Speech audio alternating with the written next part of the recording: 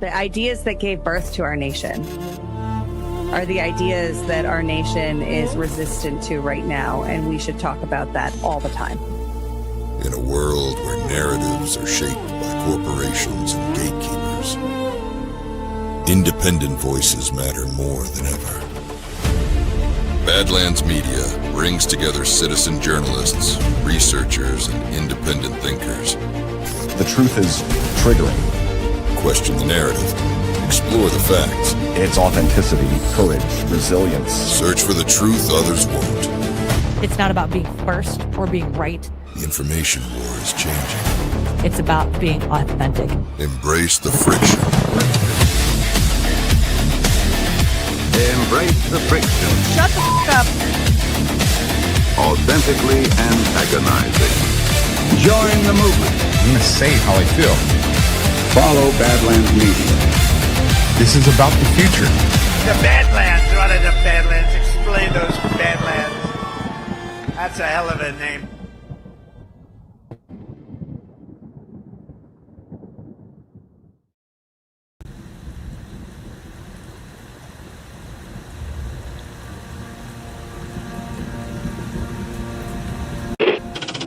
Mr. Vice President, I'm going off script again, I know, but I just want to personally thank you.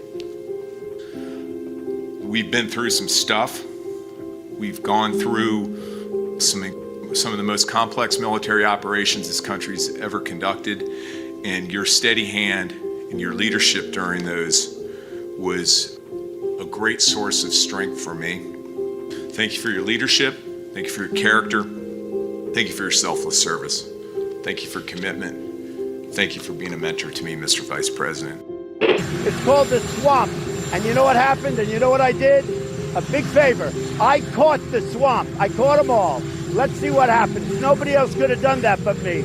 I caught all of this corruption that was going on, and nobody else could have done it. Did I get that one right?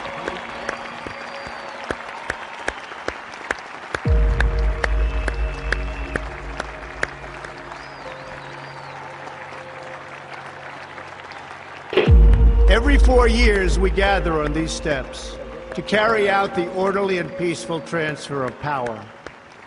Today's ceremony, however, has very special meaning, because today we are not merely transferring power from one administration to another, but we are transferring power from Washington, D.C., and giving it back to you, the people. For too long, a small group in our nation's capital has reaped the rewards of government, while the people have borne the cost. Washington flourished, but the people did not share in its wealth. This American carnage stops right here and stops right now. The forgotten men and women of our country will be forgotten no longer. From this day forward, a new vision will govern our land. From this day forward, it's going to be only America first. This is a president of the United States who is a danger to the republic. America first. He knows he's an illegitimate president. The oath of office I take today is an oath of allegiance to all Americans. The great Trump recovery. America will never be a socialist country. I will fight for you with every breath in my body. Russia, Russian, pro-Russian, Russian, the Russians. Russia. And I will never, ever let you down. A dangerous virus is spreading rapidly in China, and U.S. officials are very worried that it could come here. This is really the worst attack we've ever had. This is worse than Pearl Harbor. This is worse than the World Trade Center. There's never been an attack like this. The time for empty talk is over. Now arrives the hour of action. What they're doing is using COVID to steal an election. Together, we will make America strong again. You know what it's about? Fraud, fake ballots. We will make America wealthy again. They are trying to steal the election. Now, under the leadership of President Trump, we are fully realizing President Kennedy's prescient view of special operations forces. We will make America proud again. And watch, please, those mail-in ballots. We will make America safe again. And in millions and millions of ballots. Their vote is under what they thought they needed. They're dumping more ballots in there, okay? And yes, together, we will make America great again. Thank you. God bless you. If we are right about the fraud, Joe Biden can't be president. Congress, the chair declares the joint session dissolved.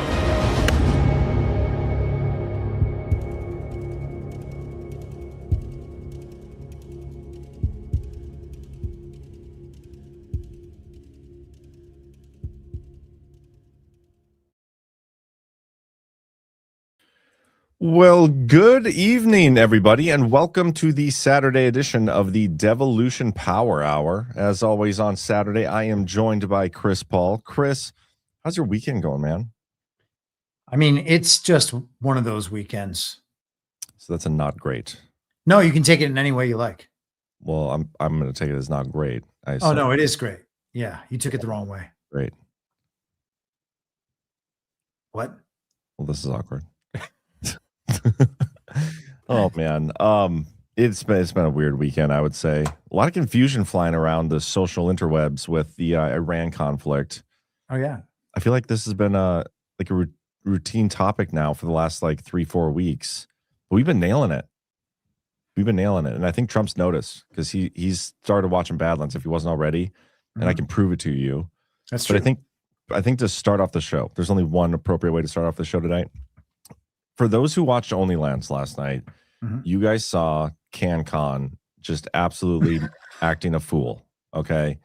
He keeps claiming this whole, I never said national average, whatever, 240 gas price thing. And I just wanted to tell you, I was going through all his videos from the last like month and a half since May 15th when we made that first, national average, his prediction.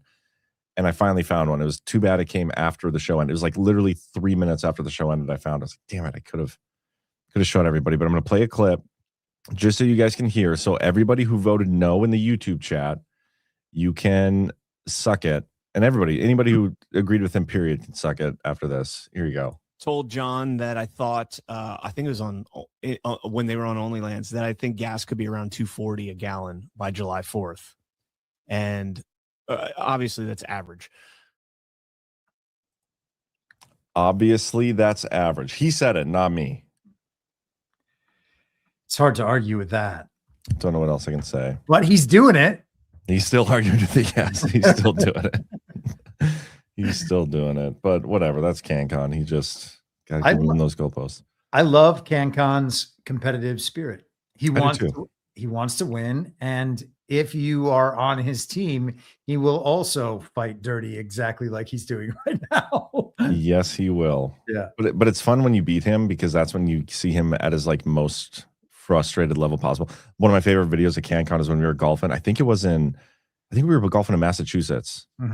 And I was smoking him. And he beats me sometimes too. We're pretty even. But this one round I was smoking him and he was getting so mad, and it was like, he's like, damn it. And like he's like slamming his club into the ground in the cart. It's so funny. I can't wait to golf in Deadwood. But anyway, I should prove Trump watches Badlands now, maybe, or we can get a quick word from our sponsors. I don't know. There's so many directions we can take this tonight. Multiple boops in the last 24 hours. Well, maybe if you let people know how intensely the president is watching our weird little internet network, that will up our value for potential advertisers. That's true. They're going to understand that we are the president's go-to source of alternative information, and that's such a good point. And people will buy the advertisers' products knowing, hey, I'm in the right spot. Okay, so let me just like precede this. If you are interested in advertising on Badlands, No, maybe I'll say that part afterwards. Let's prove that he was watching. So last night we had a discussion on OnlyLands, and J-Tree brought it up. It was about the phrase Democrats or Democrats. Yes. Depending how you use it, because on my show, kind of like jokingly, I've been always reading it Democrats. Yes. And I heard that the other night on DPH, and I was like, what is Jon saying? I keep saying, I mean, Democrats. I think it's hilarious. I think it's funny. And technically, I think that's the right way to read it. And so we talked about it last night. This is the clip from OnlyLands. And this was exactly 1 hour and 22 minutes into the show. The show starts at 9:30 Central. So this would have been taking place at 10:52 exactly in Central Time, not Eastern, Central. Can we talk about how you... Keep I going. was watching your show this morning, Jon. Can I ask you a question? Yeah. What's up? You're talking about Trump's posts about the Democrats, but you call them the Democrats. Is that on purpose? Or was That's what that he just calls you them now. mispronouncing stuff? He's been spelling it Democrats. Yeah. No, it's Democrats, isn't it? I like Democrats. I like both. I mean, it could But be I was going to criticize you, and I'm like, actually, that works pretty good too. So Yeah, like the word Dune. Just using it like that. Democrat, but Yeah, it is there's- Democrat.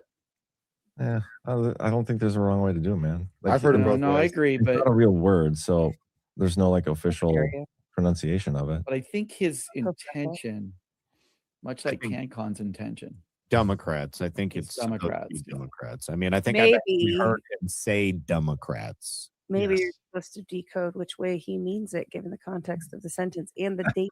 Also, I mean, double frankly, meanings are real. 2 days before or a month and a half afterwards. Double meanings are definitely in play here. Okay, so there's a question in the chat. EC Money 2. Why is this the featured show on Rumble home screen? Dude showing clips of himself pronouncing nothing with who are these people? That's why. That This is why it's featured. Yeah, you're about to find out why it's featured because we're Trump's favorite network. So we had that discussion last night. Again, 10:52 p.m. This morning at 9:52, exactly 11 hours. That's an exact 11-hour delta. Mhm. If that were, deltas, that's, I think it's technically change in something. But when it comes to the Q drops, I was told that it's like however far away from an exact hit, like a zero delta is at the exact same time.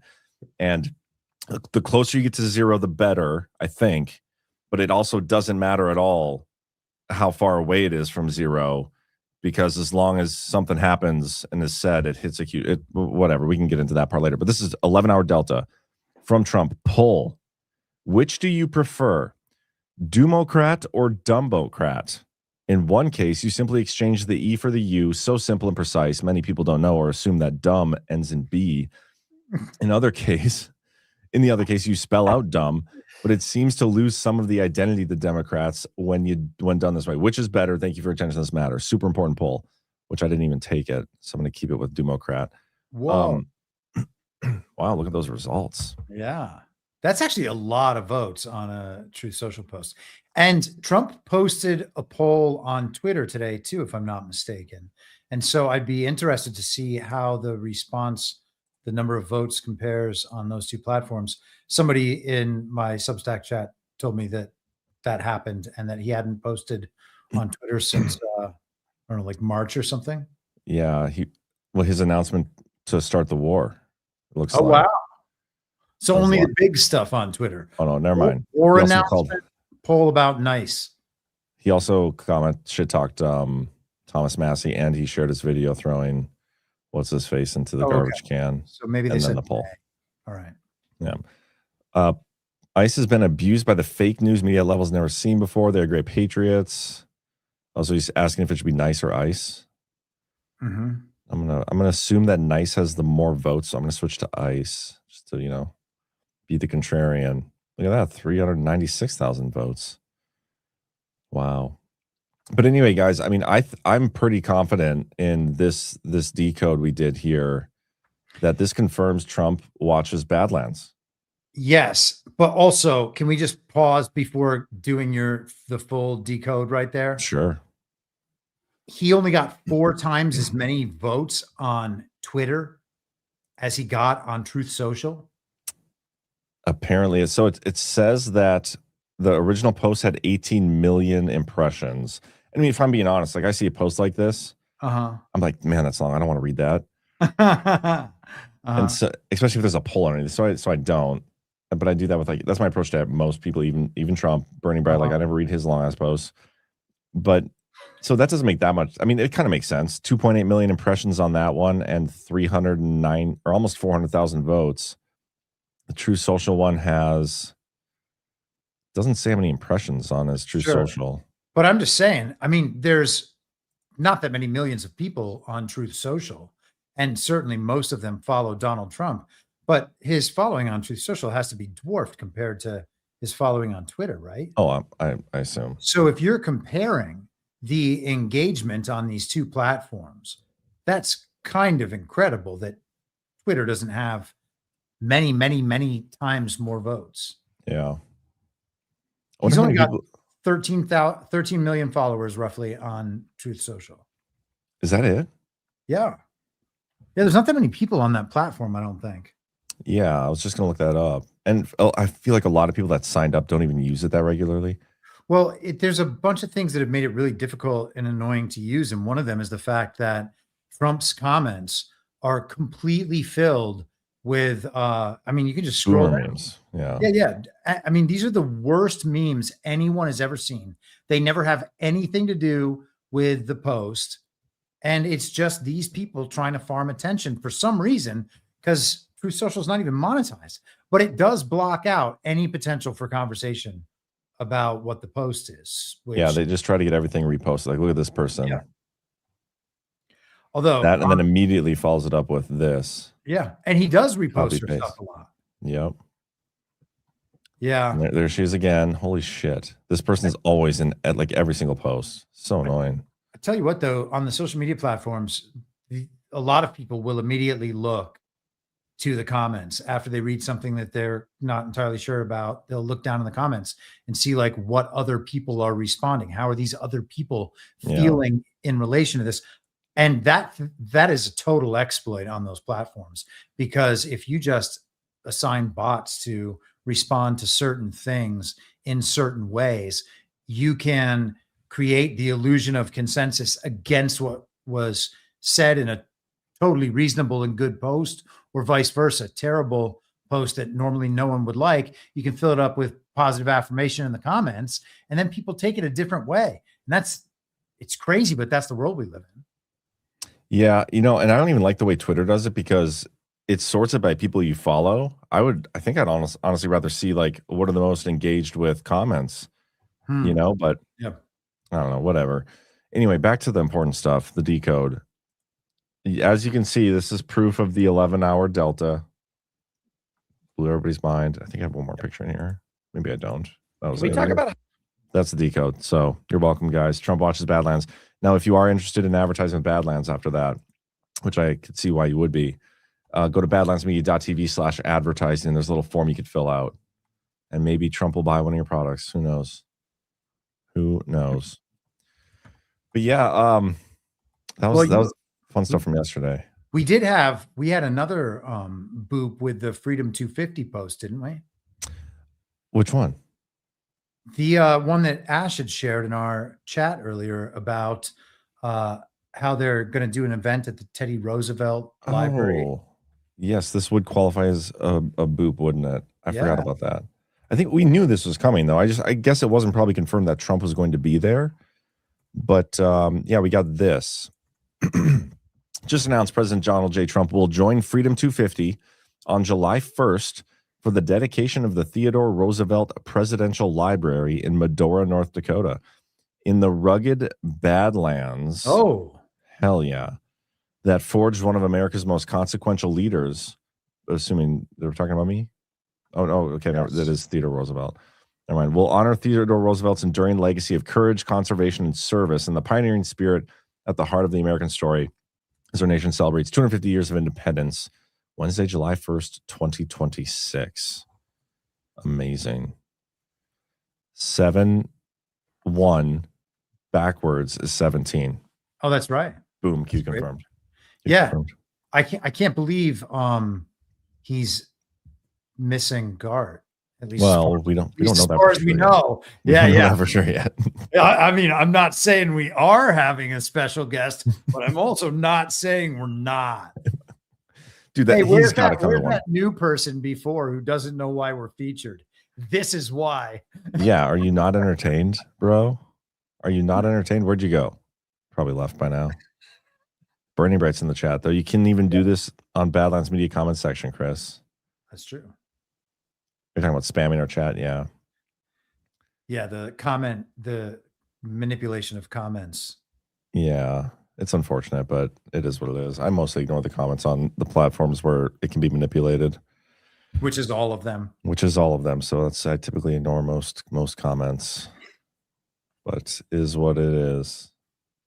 Everybody's celebrating me doing cute. You guys, I hope you understand that I was joking with that post. Like, that was not a legitimate like decode. Yes. I was poking fun at the decoders. And just to clarify, because this did get brought up in the comments, while I do think the Q drops are legit information, they are completely different and separate from decoders. And that is the behavior I was making fun of with my decode post. Yes.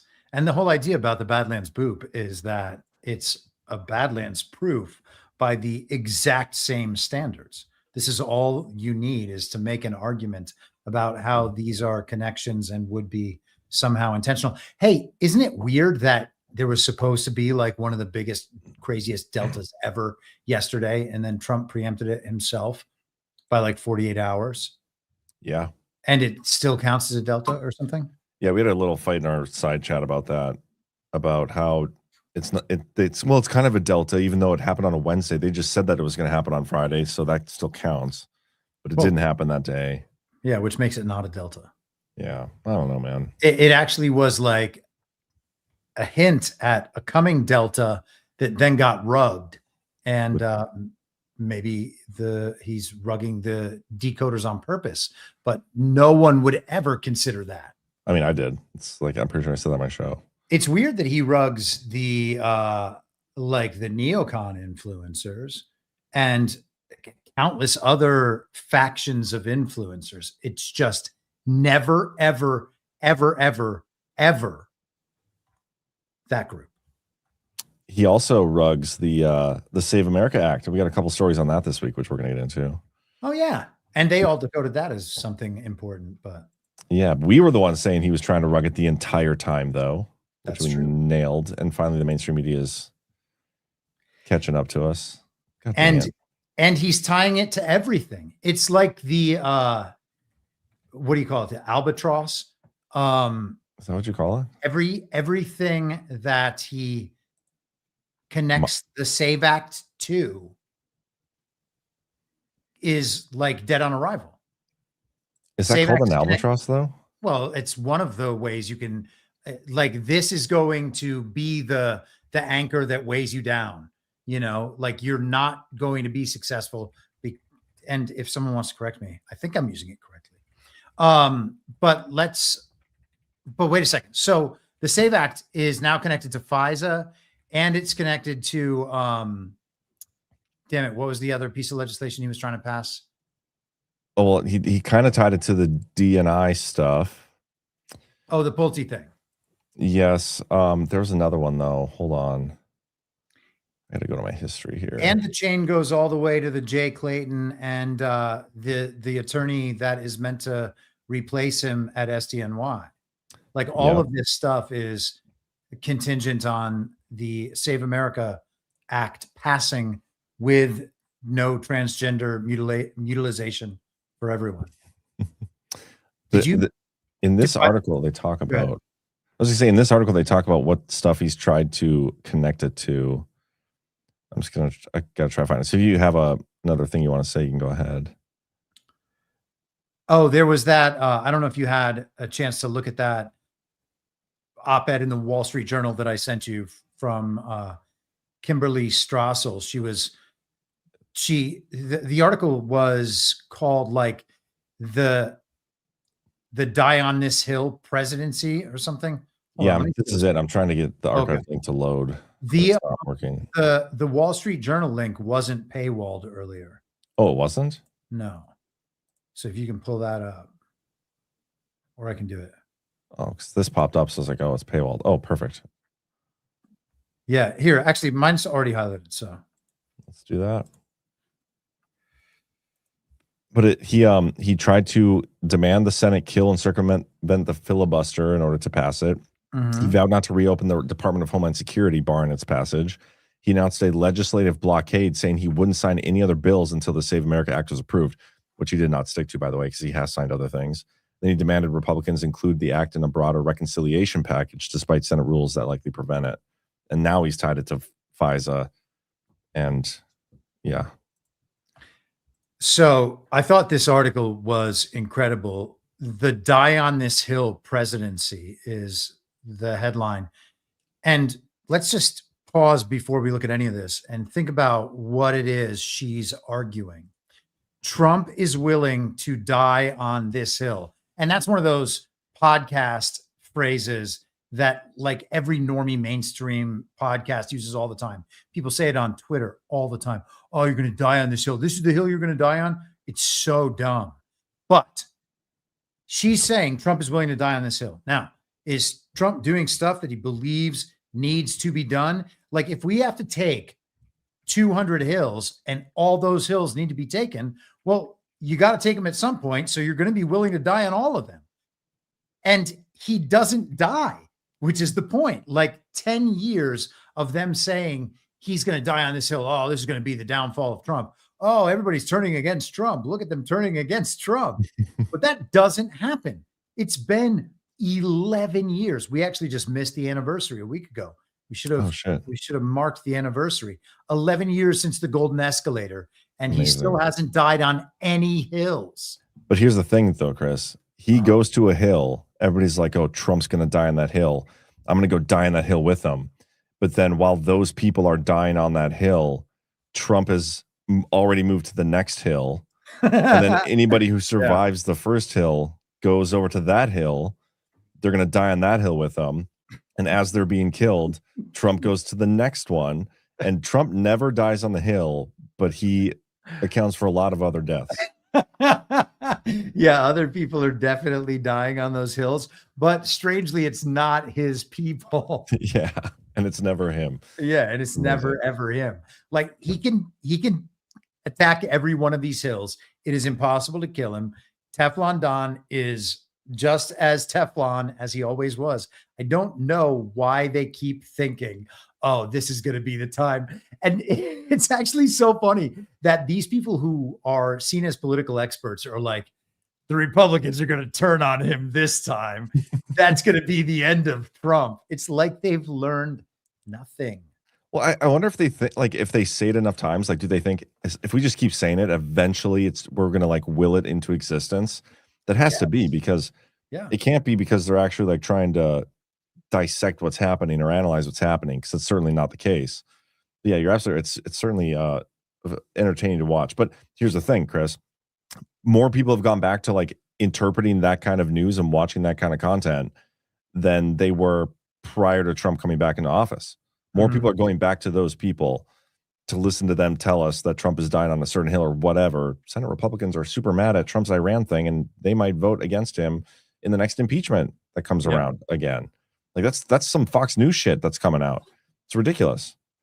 Yeah, I spent some time thinking about that phenomenon this week, and as a person who is often disagreed with when I bring these things up, and then a couple years later, usually it doesn't look so crazy anymore.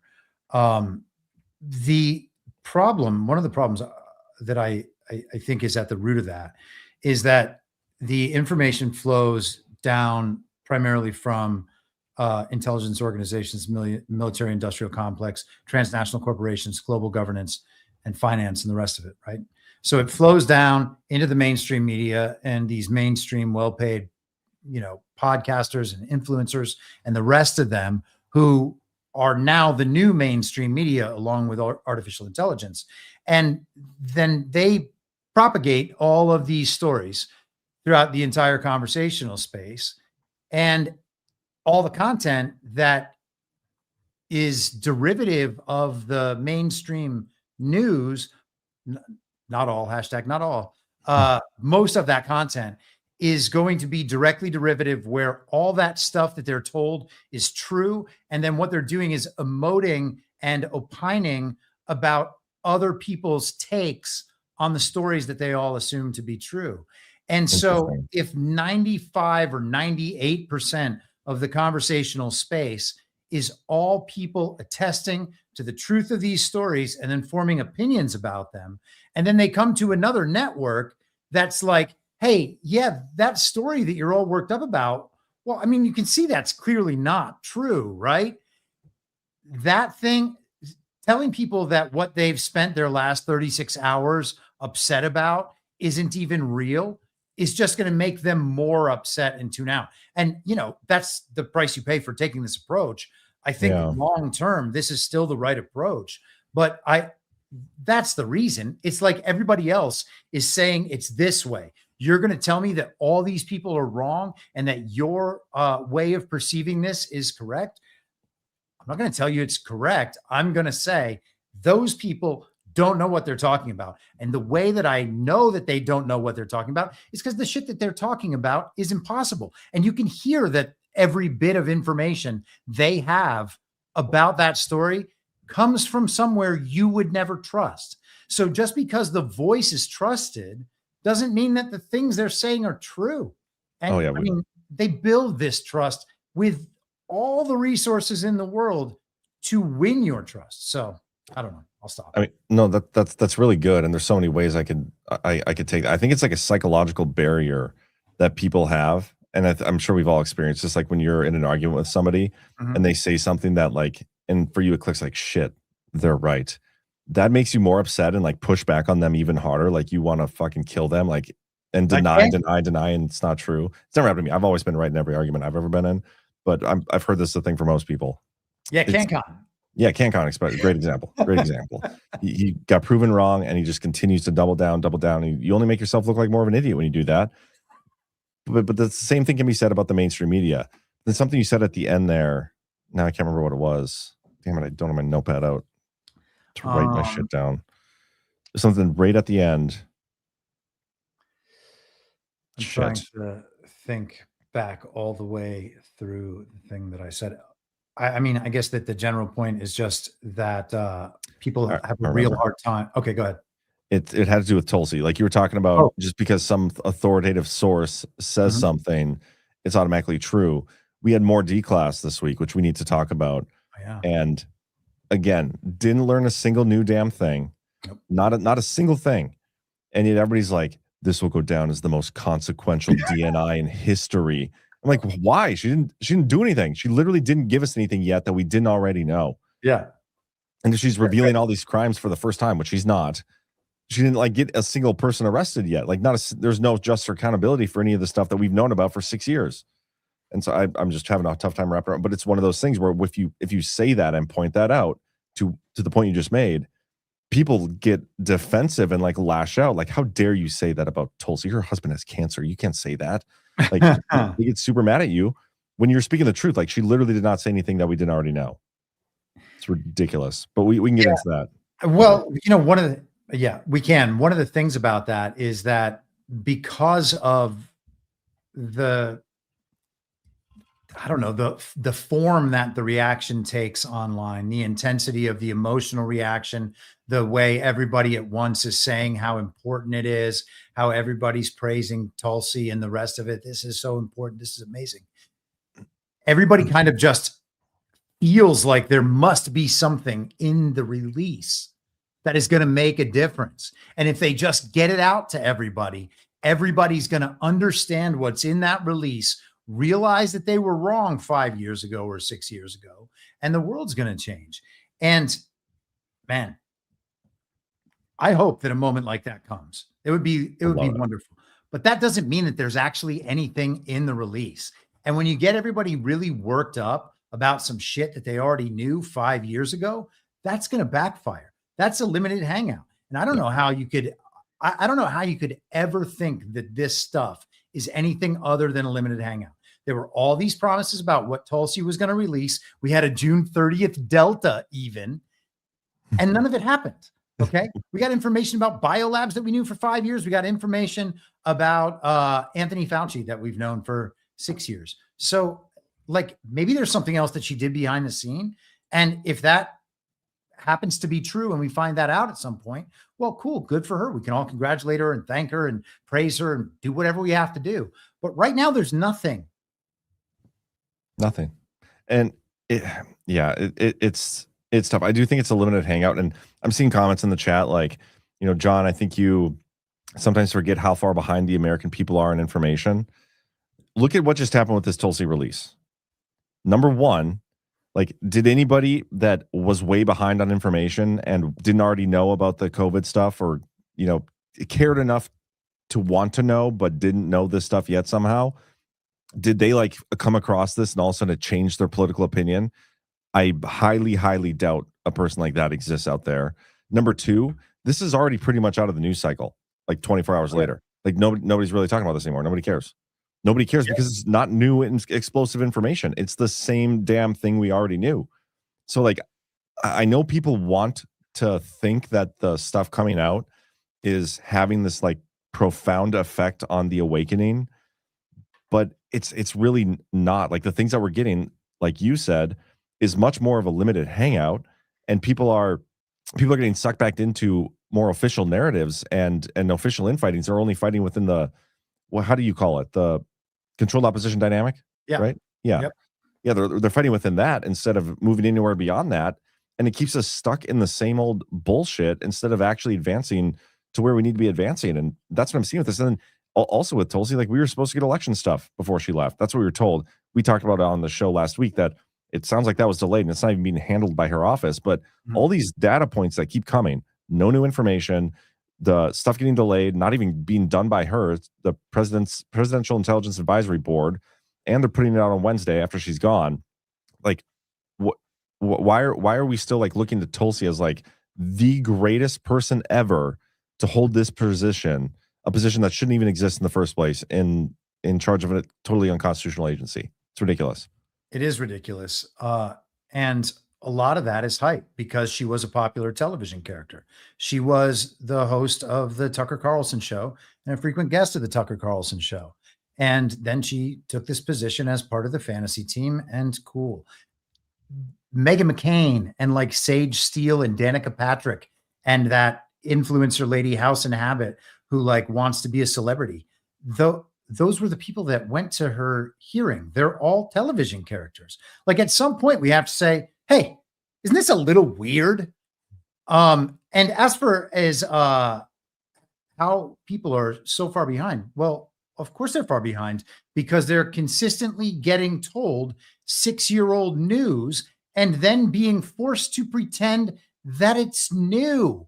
Okay. And if we're operating consistently on a timeline that is 6 years behind or 5 years behind or 3 years behind or 60 years behind, like the JFK assassination, Oh, yeah, that's another great thing she did. Truthfully, many more decades behind than that. If we're always living in the past when it comes to these things, we cannot be living in the present. We certainly cannot understand what's coming down the road. I mean, this is what I talk about all the time with informational time travel. Like, we need to live in the world that already understands the institutional medical community and the government's relation to that, pharma and the rest of it is just a no. Okay. Maybe they get some good stuff done. We have to be very, very careful and very discerning in every one of our medical decisions. You can't just delegate that to the doctor and let the doctor decide, because the doctor's incentives are not your incentives. And, you just have to apply the lesson, assuming that that is the real world. We were shown what the real world was in 2020. We don't need some intelligence agent to give us like 4 government documents and be like, this is a bombshell. I mean, God, man, people using the word bombshell yesterday. What's the bombshell? Let me show you some of the posts that's getting hype. Stuff like this, and there's a lot of them along these lines. Tulsi Gabbard only debunked the Russia collusion narrative. Let me pause. are we to believe that it wasn't already fully debunked from the moment they tried pushing that bullshit? Mm-hmm. Like Tulsi's the one responsible for debunking that? Okay. Exposed gain of function research. Same question applies. Like she did not do that. Called out the Biden era censorship collusion with social media. Groundbreaking. Had no idea about that 4 years ago. And by the way, calling out isn't anything. No. Look back at the Twitter files. The Twitter files were the big exposure, but the Twitter files were also a limited hangout. Yep. Dragged the entire U.S.-funded bio-research ecosystem into public view. Again, already known. And released the JFK, RFK, and MLK files the government buried for decades. Trump was the one who actually did that, like ordered that. Wouldn't have happened without Trump. And we didn't get anything new from any of those either. All she needed to tell us was to tell us where the alien bodies are, and she would have completed the set. She just rewrote 60 years of American history, but yeah, no big deal. She's no hero, just another day at the office. I mean, that's clickbait. That's so gay. Sorry. Yes. No, I was going to say the same thing. It's retarded. And then people in the chat call me black pillar. You are also retarded if you think my approach to this is black pilling. Telling the truth is not black pilling. It's so funny because it's like you just want to lose forever. Yeah. They just want everything to be good news forever when that is not reality. Life is not perfect. Expecting good news and getting this news is like good cause for black pilling. So the point is to not stand on these rugs in the first place because you should know better. Should, but we do it anyway. We haven't gotten to any of our ads yet, and we have. Oh damn! We have quite a few. We're already almost 45 minutes in. So let's. You know what? This is what we're gonna do. We're gonna take a quick commercial break, guys. If you have to go to the bathroom, wait till you hear word from our sponsors. But we'll do this. We'll chat a little bit. If there's any rants, we'll go through those, and then we'll go into the second half of the show here. So first up, we got love letters. If I can find, oh, you know what I did? I took the love letters ad off because I needed to add the CannCon thing, and the rest of my stuff was full. So let me get that back in here, and then we'll get another one in. Let's do this one. Okay. Hold for processing. Okay, we're going to start with a little bit of whimsy. Summer weather is almost here. A Bit of Whimsy is a boutique located in Iron River, Michigan that marries a passion for fashion with a vision of providing stylish, confidence-boosting apparel to women. Every item in their boutique is hand-selected for its beauty, quality, and lasting comfort, proudly celebrating the work of talented American artisans. Whether you love free-spirited bohemian vibes or clean office-ready looks, A Bit of Whimsy has got something special waiting just for you. With sizes ranging from small to XXX, there's a perfect fit for everyone. Plus, every purchase directly supports local makers and the American craft community.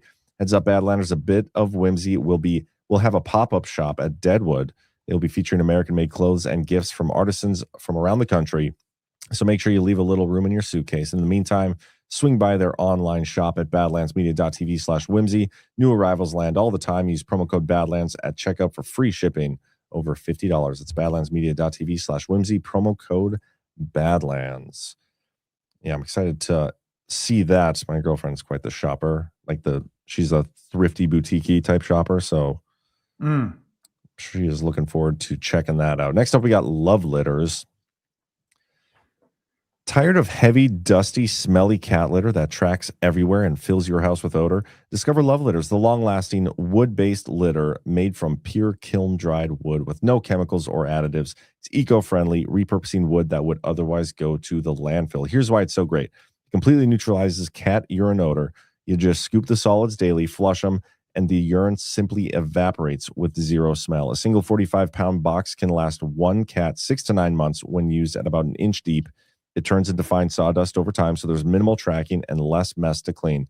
If you have birds, Love Litters is aggressively absorbent. It dries droppings instantly to prevent mold and dissolves harmlessly in your bird if your bird nibbles at it. Plus, it works wonderfully for ferrets, rabbits, reptiles, and more. Customers who switch from clay litter say they'll never go back, loving the fresh pine scent, ease of use, and how clean their homes stay. So if you're ready to kick that clay habit for good, head to badlandsmedia.tv/litter for free shipping and try love litters. Your pets and your nose will certainly thank you. That's badlandsmedia.tv/litter.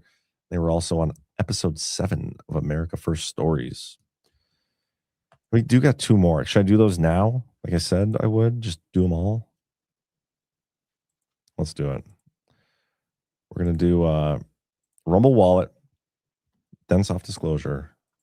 Oh, no, I accidentally clicked the wrong button. Hold up. Let me try that again. Oh, shoot. We're going to have to do that one later. I accidentally clicked complete instead of reading the thing. That was dumb. Way to go. Okay, we're going to do soft disclosure real quick, and then we'll get on to the second half of the show. I'll do the Rumble Wallet later. One hero, one mission to deliver softness to America.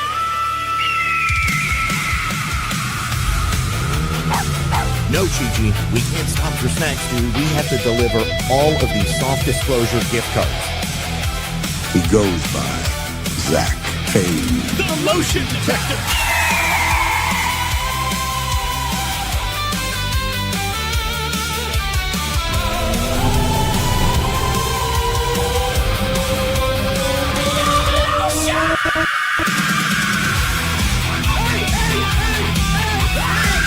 Hey, stop fighting over the beer brush.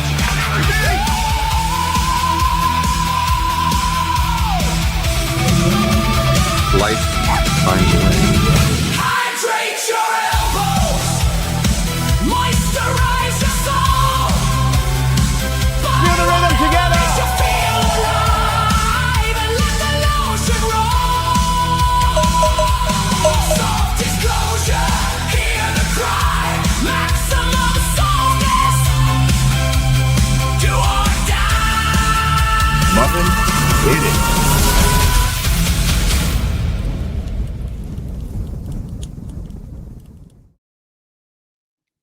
So good. Softdisclosure.com. Yeah, it's amazing. Man, that OnlyLands intro is fantastic. It's so good. I was almost thinking we should, like the part where we're just in the barn, so it's not like the full 3 minutes, but just the part in the barn. We should somehow rework that to be our normal Badlands intro. Like, because we go through all the people anyway.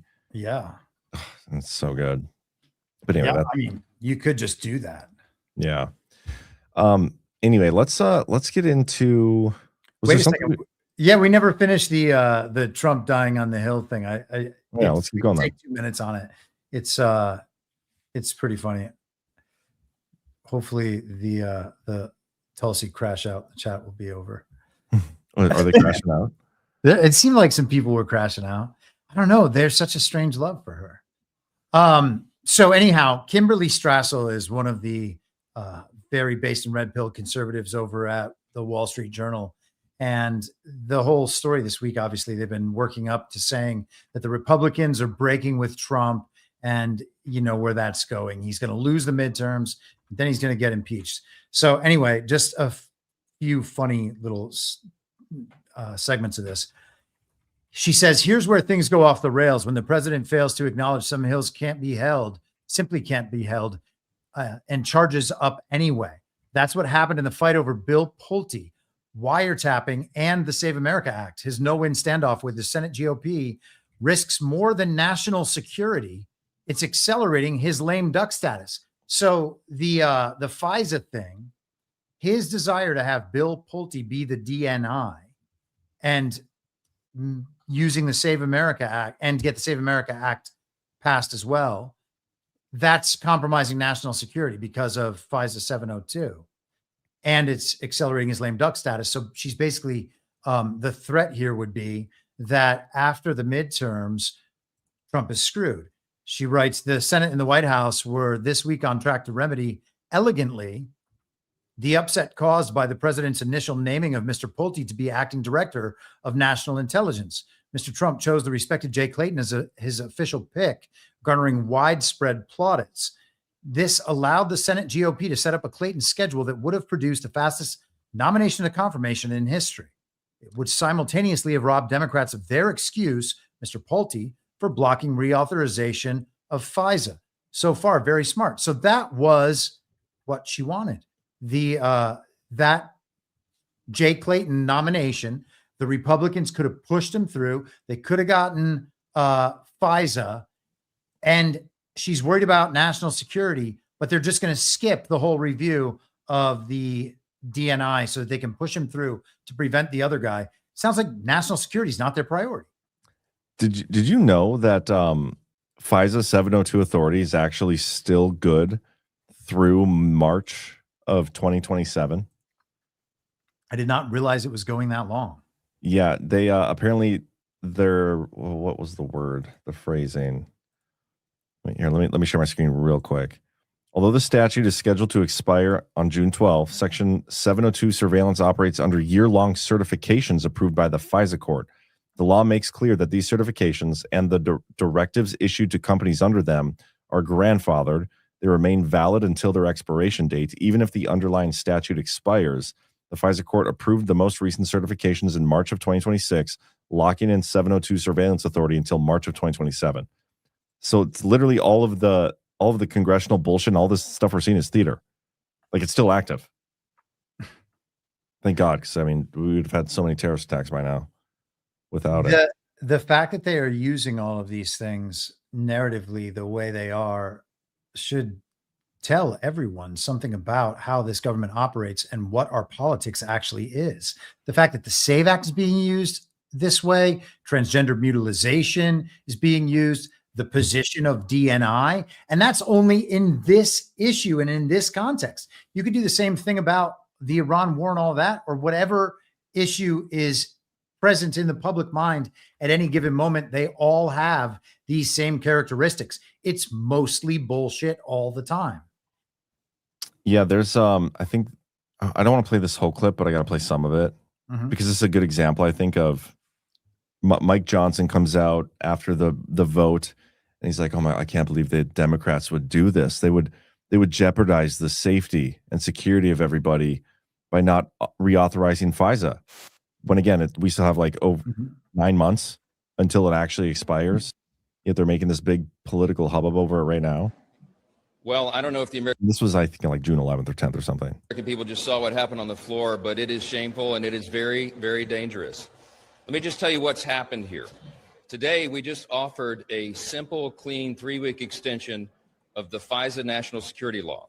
The Democrats, 199 of them, voted against a clean 3-week extension for political purposes. And when the bill went down, they applauded. They applauded it. That record and that video is going to live in infamy. I pray that we do not have a serious calamity on our shores over the next few weeks.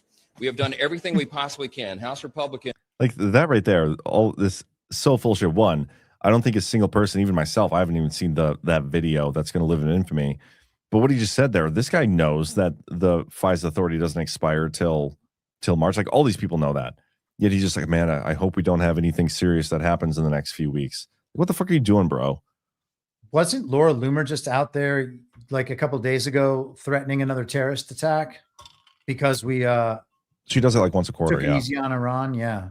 It really does start sounding like a threat when they say these things. Like, oh man, if you don't give us this power, gosh, I hope we don't end up getting hit by terrorists.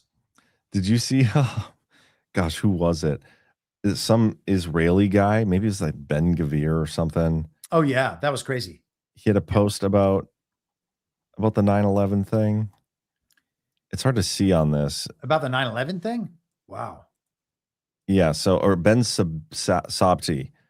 He originally said maybe USA needs another Pearl Harbor or 9/11 to remember who is the enemy and who is the friend. And then he changed it to good luck for USA to handle Iran regime terrorists. I hope for USA administration to remember who is the enemy and who is the friend. That's quite a change. Yeah. So just you remind me of that when you talked about the threat. Wow. Anyway, let's go back to this article. Okay. Where am I? The Beltway wisdom is that the president wants Mr. Pulte in office, if only briefly, so he can engage in firings and restructuring. But that makes little sense, as it would have been far easier and smarter for the president to have had Tulsi Gabbard do that on her way out. Insiders instead see two factors at play. One, presidential ego. Mr. Trump and Mr. Pulte would act as DNI said Mr. Pulte would act as DNI, and by God, Mr. Pulte will act as DNI. So she just emphasizes her own point and turns that somehow into a presidential ego thing. Like he just wants to make sure that everybody knows he's allowed to make Mr. Pulte the DNI. And she says the president continues indulging the fever dream that he can get saved through the Senate if it is attached to a must-pass bill like FISA. I mean, she thinks all of this is totally real in the old way of thinking about these things. And so maybe these are like the best explanations that she can reach, the best conclusions she can reach from that perspective. But this is so dumb. Well, they all think Trump is so stupid. Yeah. Well, like what else are they supposed to think? Because they don't operate from the perspective that we operate from. And from our perspective, if we are right about some of our foundational claims, then all of this stuff begins making perfect sense, which is why we're consistently able to talk about it and project these things largely correctly with a far better record than any other news source I know, well in advance, because we're looking at it like we're operating in a different paradigm. And this paradigm, all they have is like people's reputations and the incentives insofar as they know them. This stuff doesn't make any sense. Like this is totally worthless. I'm sorry, maybe I cut you off. No, you didn't. I mean, by thinking Trump is dumb, they would never actually even consider that he actually doesn't want the Save America Act to pass. Chris, I bet you and I were the only ones, and I think it was you who first brought it up on the show that we were talking about, who said that Trump's trying to tank this thing. He doesn't actually want it. And we got so much shit for that for so long, and yet, like, look at how it's playing out. And the mainstream media is again catching on to this. Like that's a perfect example of how we're I don't know, we, like you just said, we project things out into the future and we're largely correct, even though everybody hates us for it when we say it at the time. But when you have our lens, the devolution lens that we use, it hasn't really failed us yet. No, and it's not going to. I mean, the SAVE Act thing, the SAVE Act won't fix elections. No. And so if Trump is doing the good thing we think he's doing, then he wouldn't want a piece of legislation to become law, convince the country that our elections are fixed, knowing that they're not fixed. Okay. That's the standpoint Trump has to take if he's doing the thing that we believe he's doing. And so you can start with that, even if you're not sold on it, start with it as a possible premise, right? Give it 10% odds and just keep it in the back of your mind and think about it. And then when he starts tying things to it, like transgender surgeries and no women in sports, which have absolutely nothing to do with the Save America Act, and then he consistently spells mutilation wrong on purpose, and now even says it out loud, mutilization. Maybe that's a boop too. Yeah. He's making it clear that that's not going to happen. And then he ties it to FISA. And then that little lump of issues is tied to his DNI selections and who's going to be the attorney at the Southern District. That's a lot of stuff packed together that Kimberly Strassel, the expert at the Wall Street Journal, has no idea about. And all the people who are drawing from the same information sources, as I talked about earlier, have no idea about this stuff. And neither do the downstream content providers whose content is derivative of this stuff. So, man, at some point, you just got to say, hey, all this bullshit that is wrong all the time, I wonder if it's maybe going to keep being wrong. Well, I think the hardest part for me to deal with is how, like, there's so many people that think Trump is doing something much larger than the face value stuff that we see him doing on a day-to-day basis. Like you said earlier with the election example, Trump wants to actually fix our elections. The Save America Act doesn't actually do that. Therefore, if we believe Trump is who we think he is going to not want the Save America Act to pass. It's going to be something else. Like, that's a logical conclusion to draw. Yet so many people, because Trump put it in a True Social post and says it, in front of the TV sometimes, that I got to get those Save America Act passed. Like, oh yeah, we need that. We need that. Trump said it. We need it. That's like, that's gospel now. Yep. Like how people can't logically think through what we're laying down. I just don't get it. Like, this is where we talk about all the time. It feels like the truth community is going backwards into what the uniparty construct people want, and just like back to the neocons, the mainstream media, and everything, just because they listen to Trump and take him at face value with everything he says. Like, there's so few people that have actually learned how Trump operates, and that's mind blowing to me. After 10 or 11 years, however long it's been, nobody's learned. Yeah, I mean, you got to think at some point there are people, calling it the truth community and consistently referring to that. I think that it's like at its uses has expired at this point. But there are people in that space who understand that they've been lied to throughout their entire lives, and they are trying to reconcile that and recreate an understanding of what their reality is apart from all of those lies. They're doing it very earnestly, and people are at different points in that journey. The people who are actually making that journey. Many people are pretending to make that journey or pretend to have already made that journey, but are not making that journey at all.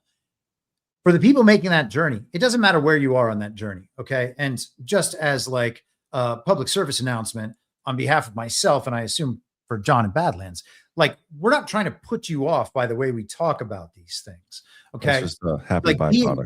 Yes.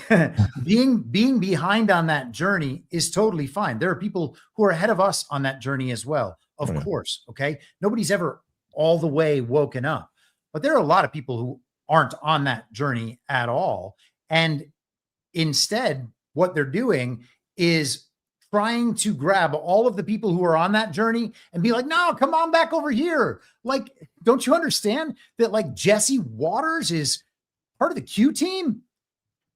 And all of a sudden you're just watching Fox News again all day long and agreeing with everything Fox News says, but you got a super based and red pilled take on it. And you say things like, oh, well, I don't agree with them all the time. But yeah, man, there is a part of the so-called truth community that are just normies that prefer a different brand of content. And that's it. Yeah, I get that. Do you think if Trump actually wanted the Save America Act pass, like if we are taking him at face value, are we just then to believe that he can't get it? He can't actually get it through a majority controlled Republican Congress and Senate? Like, he can't control John Thune? Well, I actually think that John Thune's kind of just playing Trump's game. That's my point. Trump's alluded to that before, right? And so Trump's even said he has these votes so that we can keep seeing who's not on board. Yeah. And Kimberly Strassel actually says, I don't know if I highlighted it here. Maybe I did in the next highlight. Hold on, let me see. Yeah, this is exactly what I was just referring to. The real support for SAVE is even lower. Some members voted in favor because they knew it wouldn't pass. Many Republicans remain opposed to Democrat-light legislation that strips states of their right to use mail-in ballots. This is why the House has never even held a vote on the full Trump version. It can't pass. The bottom line, even if Senate Republicans blow up the legislative filibuster, which they won't, the president isn't getting his full SAVE Act. And so that's a person speaking on behalf of the system and saying that's not happening. Trump has made it harder to pass. There's just no other way to see that. He has intentionally made it harder to pass. Every time he says no men and women's sports, no transgender mutilization for everyone attached to the SAVE Act, he is making it impossible for any Democrat to ever support it, even if they have to.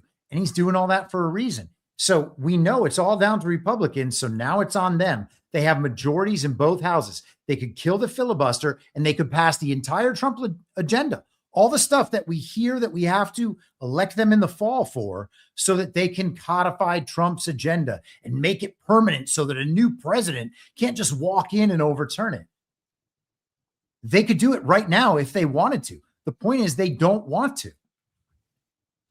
Yeah, the Trump mentions the Save America Act like 4 or 5 times a week.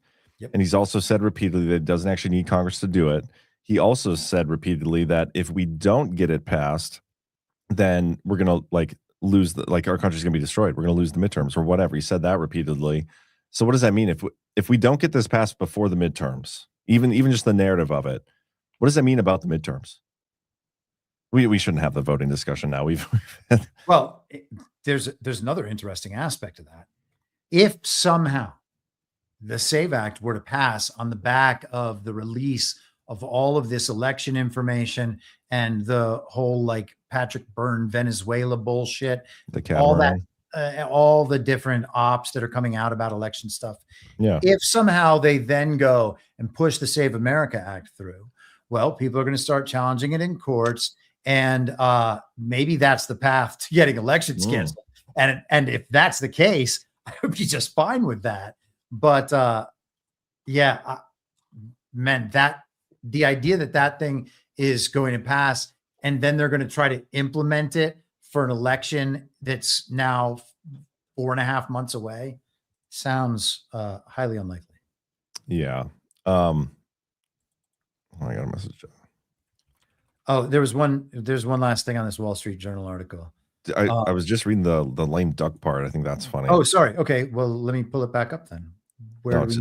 It's just up a little bit. The only thing Trump is accomplishing is earlier lame duck status. Growing numbers of Republicans are furious over the unrelenting stream of sideshow brawls and that suck headlines.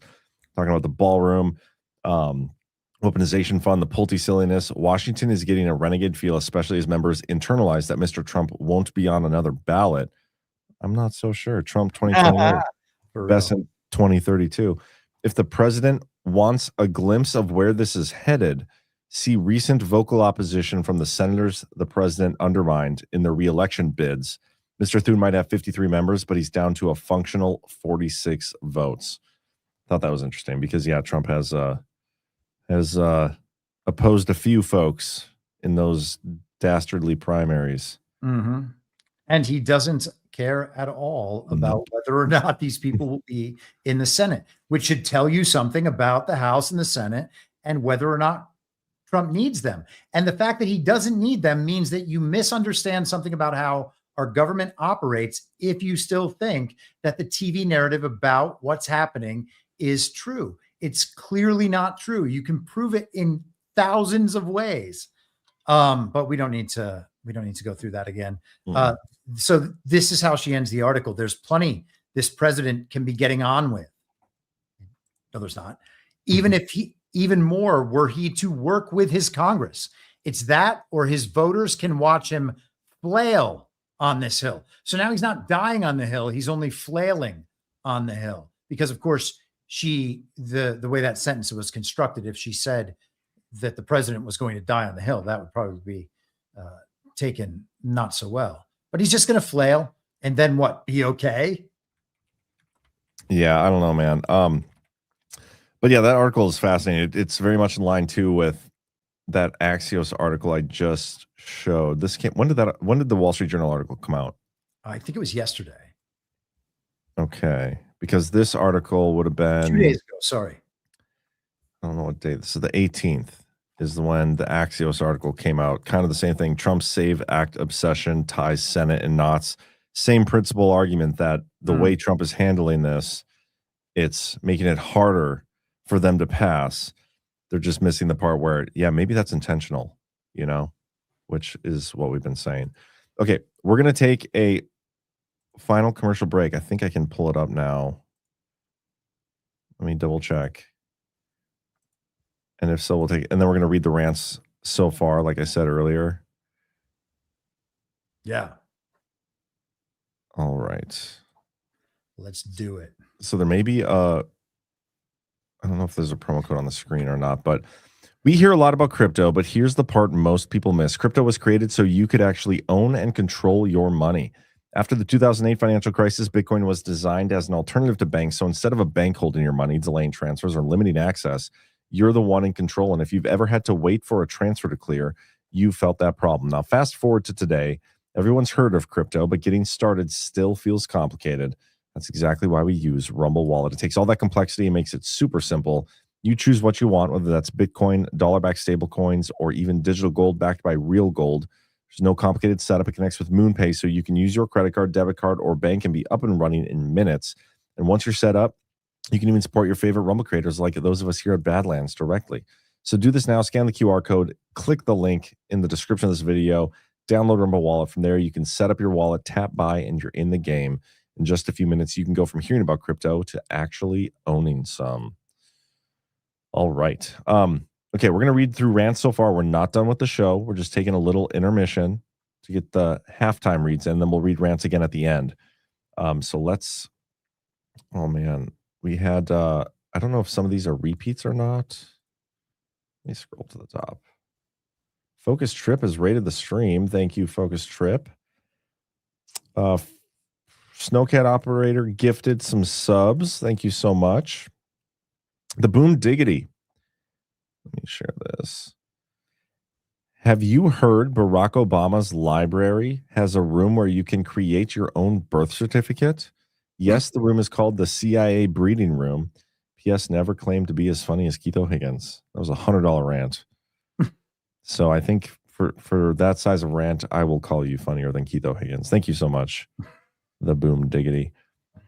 Texas Jules gifted 5 subscriptions. I don't know why these are showing up like 5 separate times. Some of these. Oh. But anyway, Keith O'Higgins. People said Clarence Thomas was going to die on that Anita Hill. Oh. By choking on Coke can pubic hair. Clever. Angie K for $5 says Tulsi gave Congress and the DOJ what they need from her and not the Russians, whom our government will never believe. And she said Fauci or I think she meant lied to Congress after his fake pardon. Oh, I think she said Fauci lied to Congress in 2024. She said that in a a Twitter post today, not after his pardon. I can't imagine that lying to an illegitimate Congress is a grave crime. Yeah, I don't anticipate that being what he gets charged for. Also, look at the J6 sham committee and their ridiculous primetime television show with that Cassie lady or whatever she was called. Also, the argument that these people are just in the roles and they're handing over evidence to the DOJ to finally do the thing. To think that already hasn't happened and we needed Tulsi to be the one to find it, to give it to him.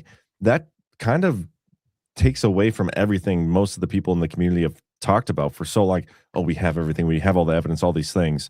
But now it's we just need Tulsi to be the one to find it and put it out there for the DOJ to actually prosecute. I don't buy it. It feels like that's a movement of the goalpost to justify your desire to be a fan of Tulsi Gabbard. So I'm a fan too. I like the streak in the hair. That's a cool look, but just not a fan of I just don't think she did all the things that everybody says she did as DNI. I think a lot of that was already done. Yep. Dak 8869 for $20. Dak, my man, I haven't seen you in a little while in our chats. I was beginning to grow concerned. So nice to see you here. Says to all my friends headed to Deadwood, Badlands, safe travels and best of times to you. May God bless you and give you a fortune where it's due. Thank you so much, man. We're going to miss you there if you're not going to make it. Focus Trip rated the stream. Thanks again. And then Angie K for $1 says, wait, you ridicule everyone that watches mainstream media, but yet you are quoting mainstream media? We are pointing out the contours of the way mainstream media operates so that we can stop getting hoodwinked by this bullshit. I mean, we're not. Go ahead. I was just saying we point out things about the mainstream media to get people to stop watching it. We don't watch it unironically, which many people do. Yeah. I mean, the thing that we can, and Bernie Bright and I talk about this all the time, and maybe it just needs to be reiterated, but we have no ability to directly know the ins and outs of these situations. So we are always, to the extent that we are trying to know these things, we are relying on, at best, secondhand information. And usually it's considerably worse than that. And so when we are looking at the stream of information coming from this kind of adversarial entity, the only thing we know about what they're saying is that they're saying it. and that they're saying it for some reason, and that reason is likely that they want to influence our emotions, our beliefs, and our behavior to get us to do certain things that will help them pursue the implementation of their agenda. Okay. All we know is the story they're telling to us. And so we can analyze that story. That is entirely different than analyzing the story they're telling as real. This is a different layer of analysis than that. And I think it's an important one. It might be the important one, because again, if you can't know if the events are true or false, if you can't know that the people actually said the things that were told were said, or that they got the information that were told they got, any of that stuff, you can't know that. Well, this is what you can actually work with. And you can work with this stuff from a first principles basis, because I can see the Wall Street Journal, one of the nation's leading sources of information for a certain type of mind, a certain audience out there, is saying this for a particular reason. You know what? The New York Times is also saying it for the same reason. Hey, where did they both get this story? Oh, it's this weird think tank in Washington, D.C. And then you can kind of go back and understand intent and build that out. Why are all these people saying this thing to me? What do they want me to do? And if they're my adversary, well, I better figure out how to not do the thing they want me to do. Because if we all do the thing they want us to do, well, then we're just getting walked around like the sheep we pretend we're not. Brilliant. And if they don't get it from those think tanks, they get it from anonymous sources. And what do we say about the stories that come from anonymous sources? Say they're probably bullshit, don't we? Oh, yeah. Well, yes. Unless it's Q. Anonymous. Unless it's Q. Q. That's the only good anonymous source we can have. Yes. Okay, let's keep going. We'll get to more rants if we get any at the end of the show. And man, we should talk about the Iran stuff, because they have been all over the map in terms of, like, is the strait open or not? I just want to know. I need to understand. Well, you had your perfect opportunity to use one of your favorite jokes on the strait being both open and closed at the same time. I did. I feel like Bernie Wright stole that from me, because he said it in our chat and he's going to try to claim that it was his, but I think I said it first. You said it to me this morning before I saw him say it. It's Schrodinger's strait. Yes. It is both open and closed, or neither open or closed. We just don't know until we look inside, I guess. The mainstream media outlets also don't know, which is really funny. Everything is allegedly, oh, Iran says, but there's this other side of the story. So 3 months into this Iran war, you don't know independently whether or not the Strait of Hormuz is open or closed. What have we been doing this whole time? Where's the information been coming from? Oh man, it didn't even pop it up. Hold on. The headline on this is just so perfect for what we were talking about, and I totally blew it. Iran and U.S. make opposing claims on Strait of Hormuz ahead of talks in Switzerland. And now we're going to do the Switzerland talks and send JD there again. Yeah, we did. At first we weren't. We canceled those. They were for yesterday, but they postponed it. Not today, Saturday. So I think he just arrived, didn't he? Or is he just being sent there? They specifically avoided the decode date, though. That's, I think, the most like important decode we could have is them avoiding the 19th. Witkoff was there already talking, I believe, and now JD Vance. Iran has said it is closing the vital waterway in response to renewed Israeli strikes in Lebanon. The U.S. military denied Iran's claims to control the strait. President Donald Trump threatened to impose U.S. tolls in the shipping lane if a deal with Tehran is not ultimately reached. Vice President JD Vance is on his way to Switzerland, where he has said the U.S. will set up the structure of negotiations with Iran and potentially start to make progress on nuclear issues. A delegation from Tehran is already on the ground and has warned that talks won't advance without first addressing Lebanon. Despite a stated truce in Lebanon, Israel continues to exchange fire with Hezbollah, the Iran-backed militant group. I did think it was funny that the U.S. Central Command did weigh in and tell everybody that commercial vessels are flowing through that open Strait of Hormuz. 55 merchant ships we got today with more than 17 million built. How many barrels is that? 17, guys. Decode. That's got to be true. There you go. Or that's the signal that everything is just a scripted story. You're watching a movie. And by the way, that at least is a more consistent and better take. But that take then puts you back in my world where you just say, okay, well, why are we being told these things? You're telling me that this communication is coming from the Trump team or the Q team, whoever you believe this is downstream from. If they're Q coding their messages, okay, great. What does it mean? Why are they telling us these things? Why do we need to know these things? Seriously. I mean, if they're sending these coded comms so that we know patriots are in control or whatever, well, okay, fine. But then what are these comms and what is the meaning of these comms? What are we supposed to take away? What are we supposed to learn? How are we supposed to respond? How are we supposed to act? That's the only point of any of this. I don't like, it's not like it's just like we're solving a mystery online. Maybe that is what it is for people. Yeah, that's the way. Well, I don't know. I feel like we've harped on the Q stuff a lot already tonight. And yeah, but I don't even mean the Q stuff in general. I just mean involving yourself in learning about these things. You know, these are generally speaking issues that are pretty well removed from our lives. They're not in our they're not in our homes. They're not with our families. They're not with our friends. They're not with our communities. They're that way because they're shown to us. They're projected at us on purpose so that we consume them and then we react to them.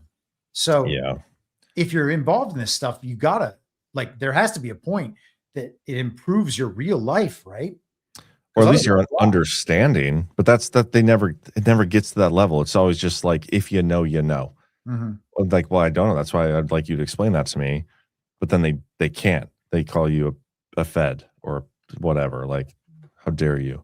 Okay, let's listen to JD Vance and his authoritative knowledge on the Strait of Hormuz. Recognizing that this is obviously an ongoing negotiation, and we're How dare they sit on a couch talking to JD Vance of all people? Like, don't they think that would trigger him or give him like PTSD or something? Wasn't it a couch that he had some sort of issue with back in the day? Right. Yeah.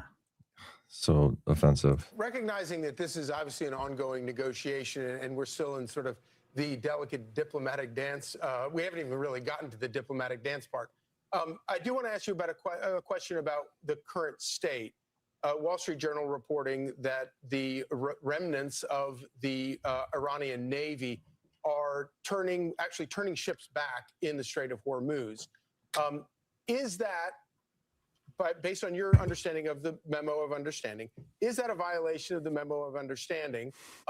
If not, is that a problem? And if it is, what should be the response at this point in the negotiations? I can't get over this. Is that your understanding of the memorandum of understanding? Like, isn't the memorandum of understanding supposed to clear up everybody's understanding of the things? And wasn't it released? It was, but is that JD's understanding of the memorandum of understanding? It's just such a weird way to phrase that, but I love it. If they are violating it. So I'm skeptical of that reporting, or at least of some of the conclusions that could be drawn from it. But let me try to explain this, because it's actually quite important.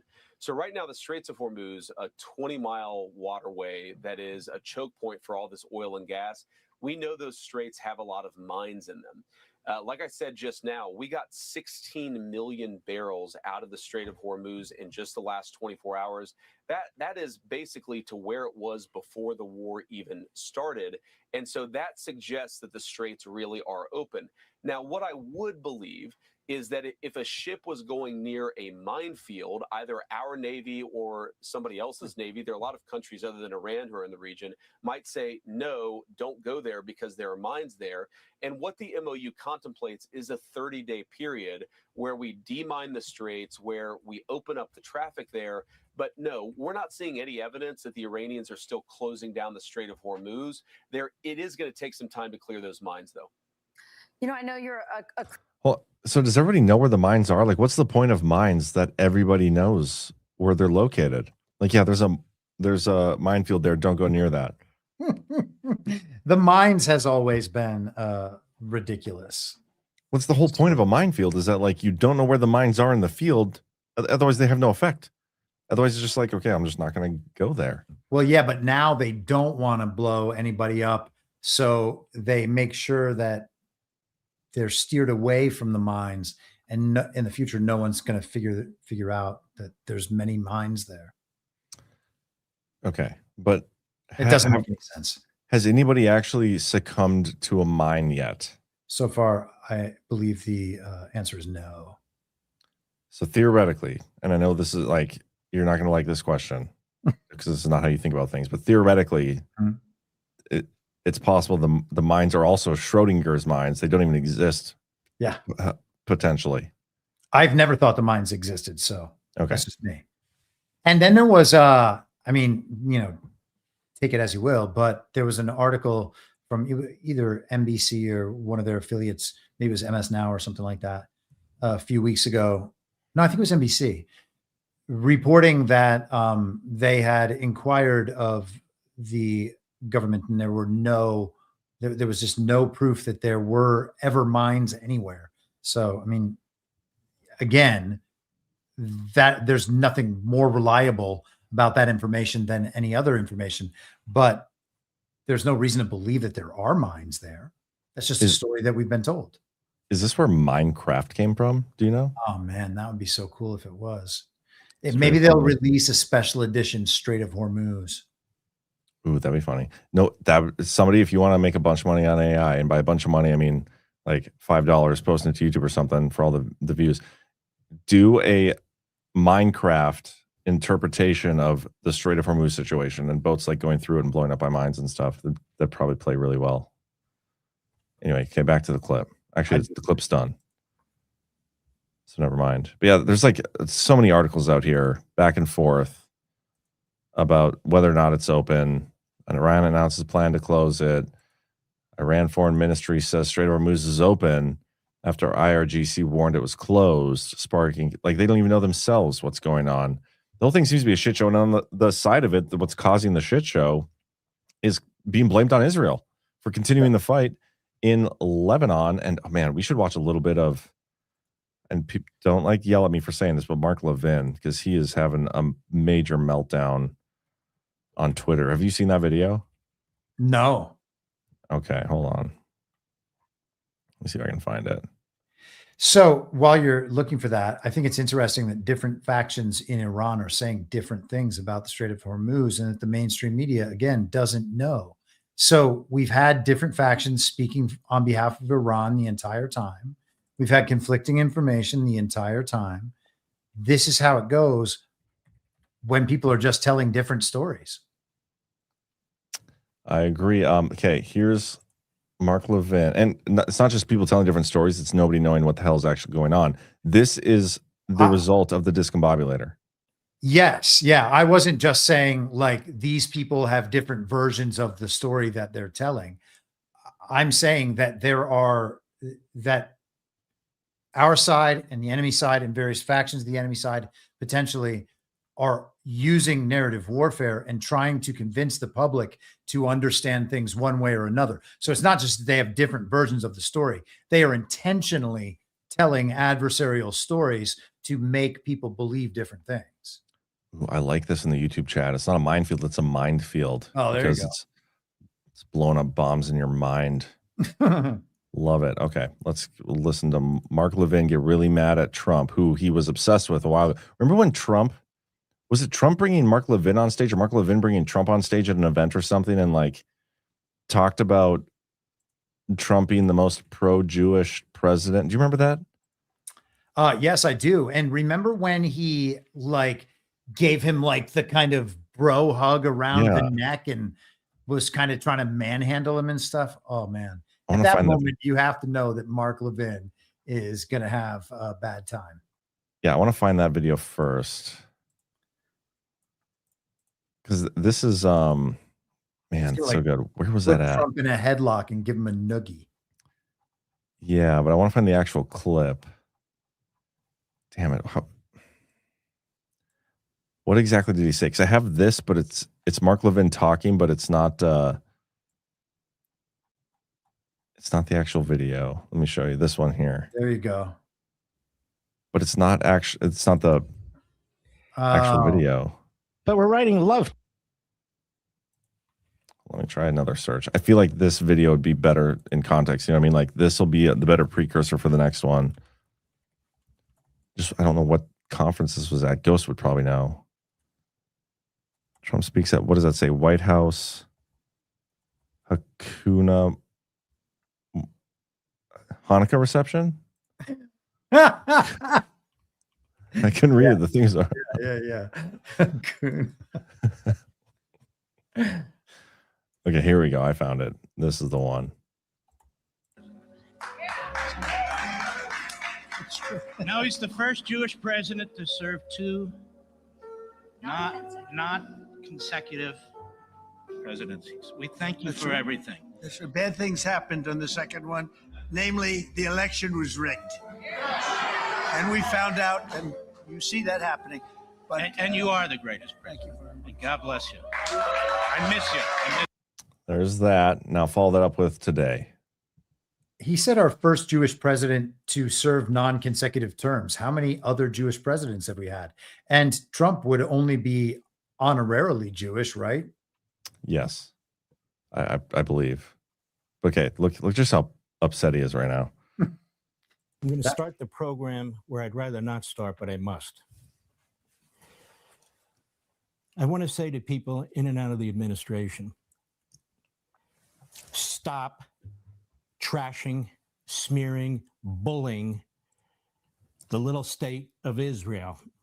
Stop cozying up to and telling us that the enemy regime in Iran is now more rational, more moderate, and a regime that we can deal with.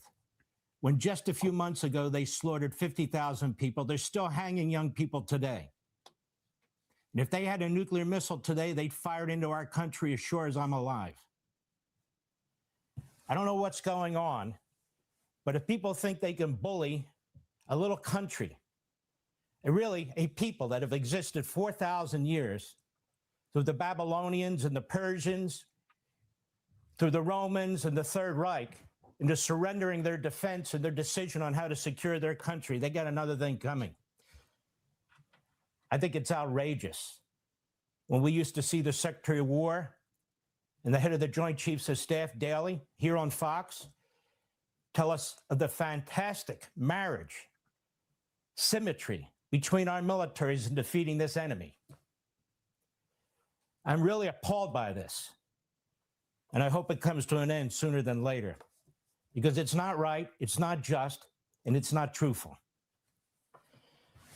Now, as you surely heard, It makes me think back to all those Truth Social posts of Trump, where he's like promoting Mark Levin and being like, oh man, this Mark Levin is so great, so great. It's like he was specifically baiting Mark Levin for this moment where he would turn on Israel and Mark Levin would like have to shit his pants on live television because he was so mad over Trump doing just that. It's beautiful to watch. Yeah. And with the whole discombobulation thing, the fact that Trump is highlighting all of these particular viewpoints, again, he's doing that for a reason. He's saying, hey, everybody, look what this guy is saying. Look what this guy's saying. Look what this guy's saying. Look what this guy's saying. And it's not all the same thing.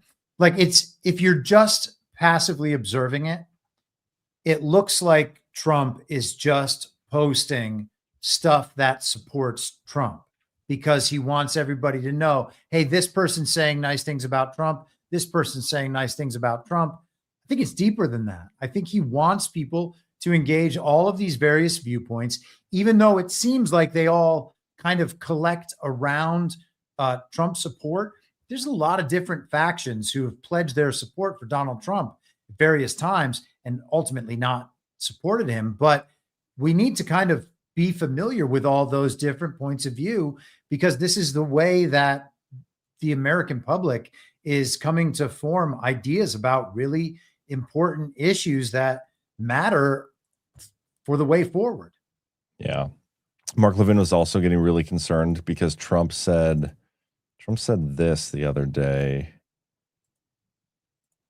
Obama didn't listen to him. Bibi actually went to Congress and pleaded with them. I think this is the right he one. got nowhere. Seems a little quiet. Deal. That was horrible for this. Israel, horrible for Israel. And that's where it stood. And then I came along and I terminated that deal. It had very little time left. You know, it was a short-term deal. You know, with countries, you need hundreds of years. You don't need 8 years and 9 years. This isn't like you're signing a lease on a candy store in the corner. You need hundreds of years. This was a short-term lease. It expired long ago. Had I let it run, it expired. You wouldn't have been around. A lot of people wouldn't have been around. Oh, it doesn't But say in the Israel would have clip. been terminated. I think the whole Middle East would have been terminated. You saw that. I thought it was a clip where he talked about Netanyahu's re-election chances and how Trump controls it, because that's another thing Mark Levin is absolutely losing his mind over.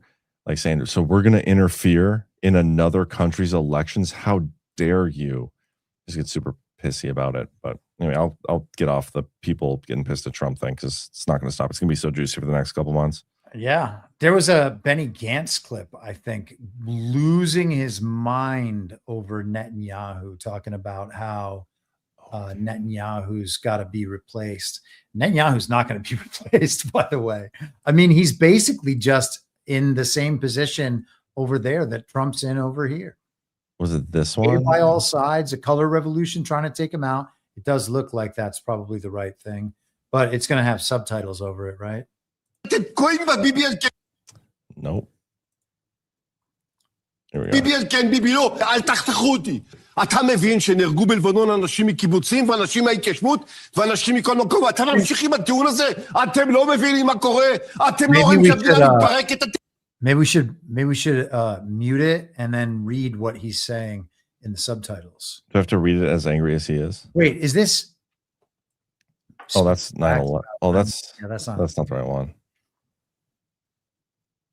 Oh, I wonder if this is a fake video. The need to go home thing. Is it disputed?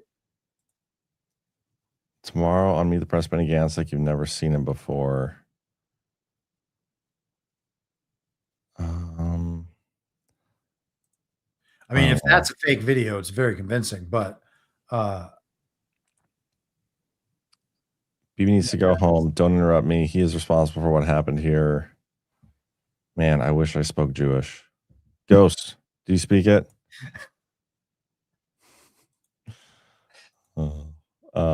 Anyway, well, I don't know if that's real, because one of them talking about 9/11, but the same video, another video is saying how it's talking about BB. I don't know, man. Now I'm skeptical. Yeah. Well, there has been a color revolution, as I was saying, against Benjamin Netanyahu for multiple years now. So that should be, and this is not a defense. People are like, you're saying Bibi's a good guy. I'm not saying Bibi's anything. Okay. It's not a defense of Bibi in any way. It's just to say that it is a very similar situation to what we have seen in numerous other countries, including our own, when they are using all of these different tactics to take that guy out. That guy's probably not our problem. You know, the real Strait of Hormuz, much more difficult to navigate, is the little strip of skin between Ben Shapiro's eyebrows. Let's play this quick. President Trump is a uniquely testosterone-filled president. There's no question about this. The president of the United States that is a dude with cojones, for sure. And what he is doing here is transformational. That was before the war, but I wonder if there's a video of him recently where he's pissed. Here we go. Apparently, I'm noticing that Mohammed Khalibaf, who will apparently on Friday be literally in a photo op with the vice president of the United States. I cannot express to you how stomach turning that is. I don't care who the vice president is. I don't care who the president is.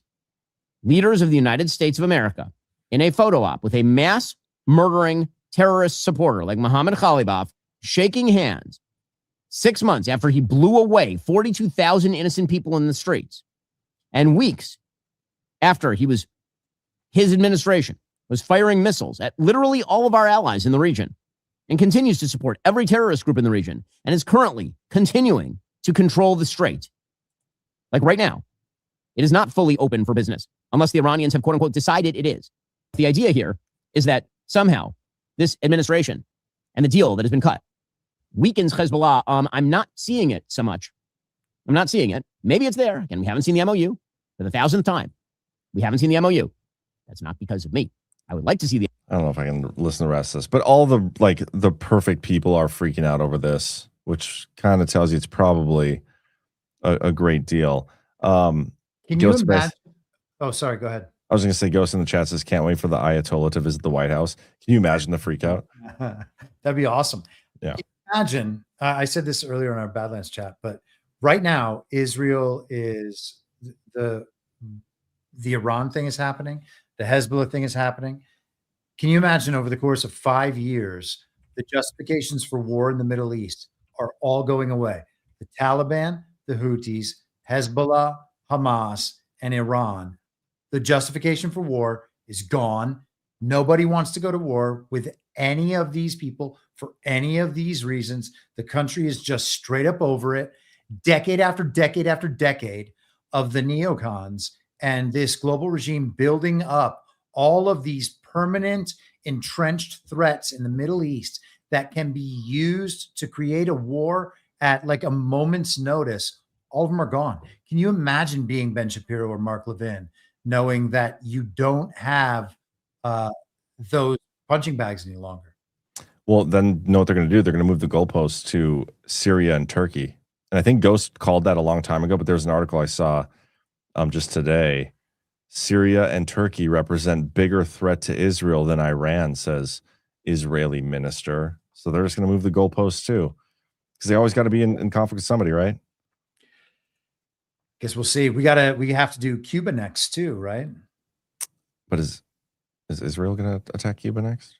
I wonder how quickly these people who are going vehemently anti-Trump right now over the Iran deal are going to be extremely pro-war again, whether it's that one or China or Cuba or whatever. It's almost as if they don't have any principles. Is that kind of what you're saying? But yeah, I don't know what else to say on the Iran situation. Things are very fluid right now. By the way, Trump's post, do you know who this is? I don't. I saw that earlier. I even reverse image searched it and came to nothing. So I tried to find out in the comments, but obviously got nowhere. Maybe Trump's letting us know that he has an extra daughter out there. Great daughter, my honor, President. I was looking at what we can try to pick this apart if you want. Yeah. Live dig. So I want to know, is that the state of New York symbol? It looks like an R and a K on the right side of that circle there. That don't know if that will be relevant, but that's Arkansas. Arkansas. Okay. Well, then that changes things. What do they call that seal? Yeah. State seal. Seal of the state of, Arkansas. I think you're right. Yep. So Arkansas is like the Huckabees, and isn't that the state of the Waltons? Maybe. Yeah, it's definitely Arkansas. Okay, so and old Billy Clinton. Ooh. Let me plug this into chat. You said you plugged into ChatGPT already? I just reverse image searched on Google. Okay, let me see if ChatGPT knows. I'm sure something in the chat already said. Clintons. Oh, nobody in the chat knows yet.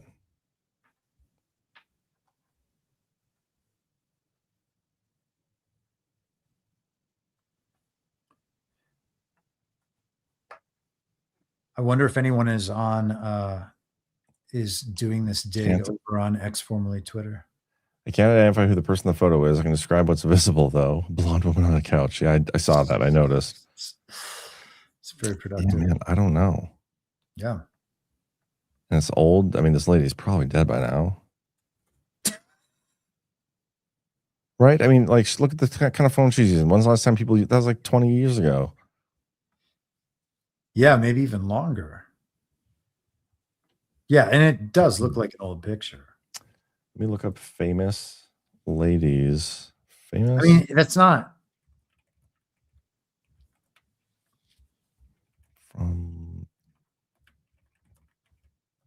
It's not what? Doesn't Trump have is it a sister or a cousin or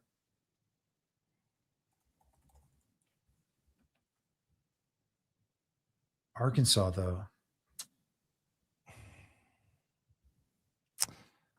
Okay, so I bet.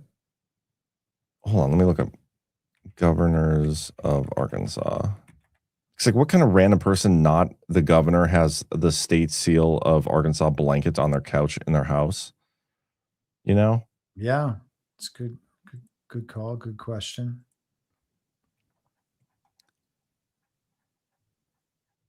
Okay, so if we're looking at, let's go down, and they've had a few.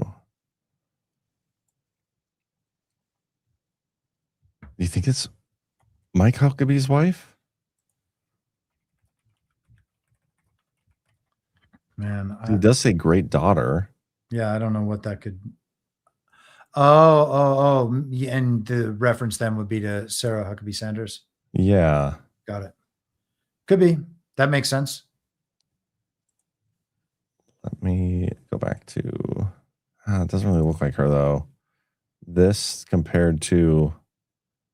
I mean, I know it's a. That's not her.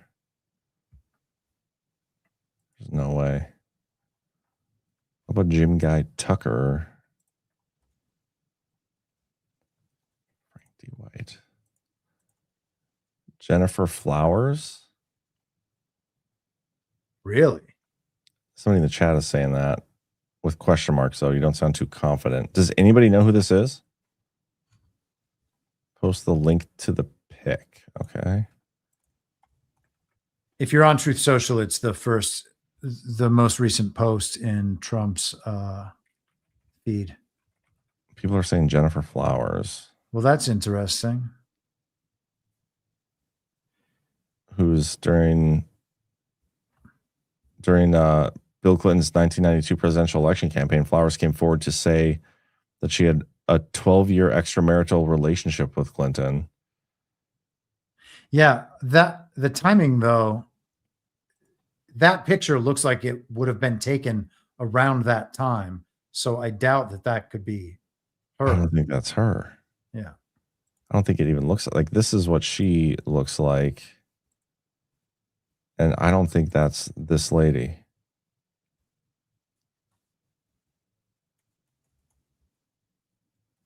What the fuck? What is Trump doing? He wants us to dig on this, though, I bet. Let's see. What was that? I mean, maybe, I guess. The obvious question then would be, why did he post it? So you could be right, but I don't know. Great daughter. Wait, so what about the who else does he deal with in Arkansas? I don't know. I wonder if there's a picture of the Walton family.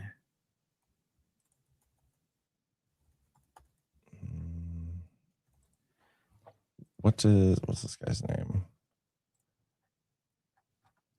Jim Guy Tucker wife. Jim. Oh, damn it. They gave me like the That's not her either.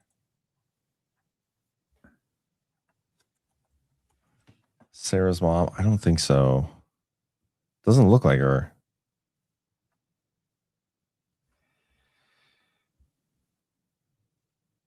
Someone should solve this mystery for us so that we don't have to keep doing this. Boom Diggity asked if it's Miriam Adelson.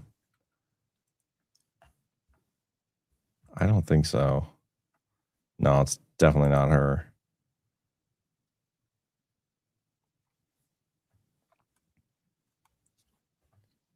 Yeah, okay, I'm giving up. Somebody said Barbara Mandrell. What is the proper name for a person who is from Arkansas? An Arkansan? It kind of does look like her. So who is she relative to Is Arkansas, it though? or relative to Trump? I don't know. Let me look up who the hell Barbara Mandrell is. She's a philanthropist. She's born in Texas. I don't know. Doesn't look like she has any daughters. Man, this is gonna drive me nuts now. But we can stop looking. Unless somebody in the chat has a good suggestion, because I don't mind looking either. Her last name is Broderick. I don't think that's her. I'll figure it out eventually, guys, I promise. Hold on, I'll try to. Somebody said try Yandex, so I'm going to try Yandex. No, I'm going to try Twitter, because I didn't even look if people are figuring it out over there. I would be shocked if people haven't figured it out yet.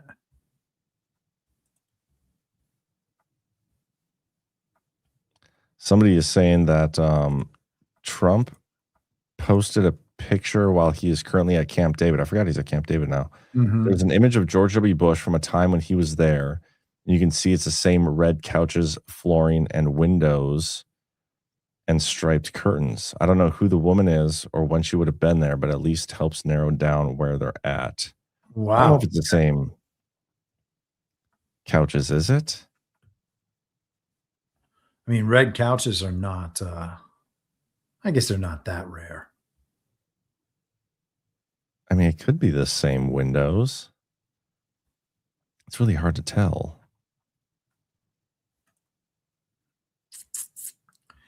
There's no image match on Yandex either, whoever made that suggestion.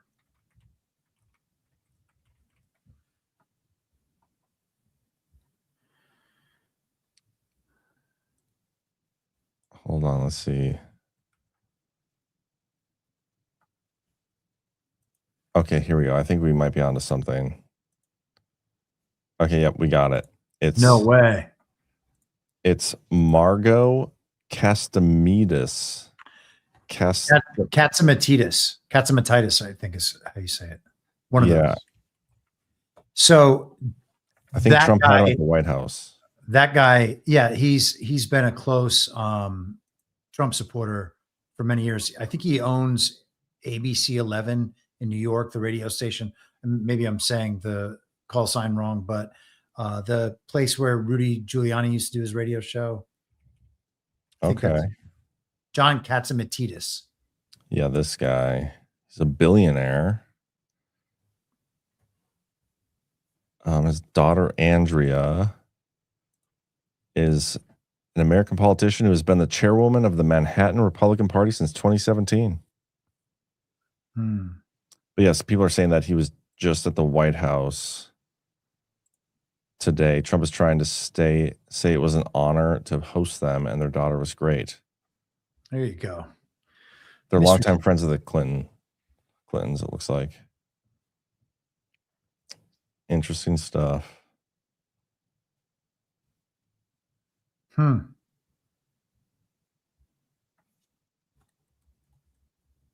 Huh. Alrighty then. Well, we figured it out, guys. Congrats. I'll copy the name into the chat so you guys can look at it for yourself. Where the fuck is the mother? Margot Castametis. Okay, there we go. And we totally just derailed the rest of the show, even though I don't remember what else we we're going to talk about tonight. But We really did. Mitch Hedberg, I talked about a Mitch Hedberg joke on Daily yesterday, so I'm going to do it again. He had a joke where he's talking about how you're supposed to, when you're doing shows, you're supposed to start strong and finish strong. And he says, not like pancakes where they start great and by the end you're sick of them. so do we have to finish strong now? I guess we got to figure out a way. Yeah. Oh, fuck. Okay. Well, let's think here. What can we do? At least we have good outro videos. We do.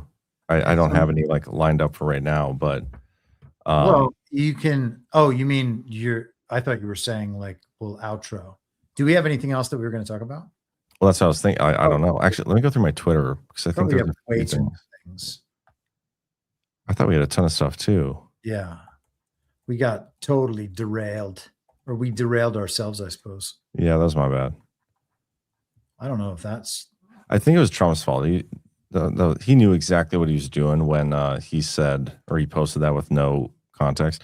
I did find out this week that CJ Pearson is a registered foreign agent for the Bahamas. He is making $20,000 per month. Makes me wonder how many other influencers are out there receiving foreign money to push foreign propaganda. I think it's a question we should all be asking. Yes. It's kind of despicable. But even the foreign part of it, like you can leave that aside, because for sure, when you're dealing with globalism and a faction that exists in every country around the world, the occupation that we have in Washington, D.C. right now, or that we had, assuming the best case scenario for Trump, that is a foreign occupation. So anything that is downstream from that is the same thing as foreign money. So like even that distinction doesn't really get you out of it. That's true. That's very true. Anybody receiving money to push propaganda or say something that they wouldn't otherwise say, it should also be, ridiculed and mocked. You sent over this article. Trump mocked Mark Zuckerberg and Jeff Bezos by showing off fawning texts. Yeah. You would not believe the texts I got from these tech guys. So that book's coming out this week, and it's all just rumors and innuendo. That's where that Besant thing came from. Oh, that's a great. This alone should get him elected, by the way. Like that's such a awesome story if he actually said this. Let me pull that up. Here it is. According to a new book cited by The Guardian, U.S. Treasury Secretary Scott Bessent urged President Trump not to host Ukrainian President Zelensky in the Oval Office. The book claims Bessent called Zelensky a little fucker, a special needs child, and Mr. Bean on crack. Amazing. Yeah. These New York Times books, man. Is this the same? I wonder if this is where the Epstein thing came from, but is Trump giving like Maggie Haberman and John Swan like interview time? I have no idea, but it wouldn't surprise me. I mean, he's certainly spent enough time with both of them over the years. It's so annoying. It sounds like he might have they might have been interviewing people in the administration or something. Because it quotes him as saying, according to a new book by the New York Times reporters. Oh, maybe not. It's just like catchy quotes where it makes it look like Trump is using these guys for their money and power and really hates them behind the scenes. And it could just be negative PR against them. Could be. There's another article in Wired this week. I don't know if you saw that whole thing about Dialogue, that Peter Thiel club of our intellectual elites. So they ended up releasing the list. Have you seen the list yet? I haven't yet. I actually haven't. I saw this is out there, but I haven't had time to like dig into it. If you want to explain. So, there's probably two explanations for this. One of them, people can assume the worst about these things, and maybe it is that, but maybe it's not that. At the very minimum, it's a secret club of elites where they meet and they talk about their ideas and have different panels on subjects I guess they think that they're all interested in or that will be interesting. And they get together and hobnob and talk about how they're going to make the world a better place by their, from their perspective. But here's the list, by the way. This is the spreadsheet of it. Let me share this. And there's some fairly notable people on here among many who are like totally Can you irrelevant. zoom in? Let me see if I can zoom in. Hold on a second. If you just hold the control button and like scroll up, it should. Is that better? Yeah, much better. Why won't this whole top part go away? Oh, that's a little better. And so then it says, of course, like where they're from over here, but gosh, that's annoying. Maybe I just need to do better at scrolling straight. So there were floating around some screenshots of this. So Scott Bessent's right there. Preet Bharara, Southern District of New York. He was, I believe, involved with the Obama administration, but very vehemently anti-Trump, and on the news constantly. Cory Booker. How did the stuff get out, by the way? It was a confidential source or something? I can pull up the Josh Brolin, Edgar Bronfman Jr., and the Bronfmans are the Nexium family. Yeah. Yeah, let me find the Wired article. So this, we can go through, if you prefer, a couple of paragraphs. A couple of paragraphs of the actual article. Leak exposes members of Peter Thiel's secret dialogue society. This is from June 16th in Wired. Damn it. Got to use the archive link. I think I have it here. Nice. Okay.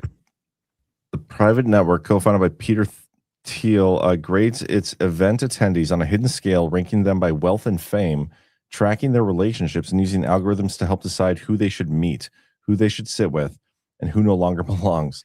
Wired just learned. It sounds awfully a lot like Badlands. The records are part of a trove of internal data received by Wired from a confidential source containing the personal information of nearly 200 prominent people scheduled to attend the group's annual retreat this summer. That includes home addresses, private home phone numbers, and email accounts, dates of birth, photos, and emergency contacts, as well as food allergies and political leanings volunteered by some members. They were notified of the leak by some Swiss journalist. Records are distinct from a list of people affiliated with Dialogue that was left exposed on the organization's website and has been circulating online since earlier this week. A looser directory that appears to include non-members such as Maryland Governor Wes Moore, a former event speaker, and other outside guests who passed the Dialogue's orbit in some cases years ago. Private club that convenes politicians, investors, entrepreneurs, military leaders, executives, academics, and journalists for invitation-only off-the-record retreats. According to a Dialogue document shared by a past participant, it has over 1,000 paying members. More than 2,500 have attended its annual retreats. How much does it cost to be in this thing? No idea.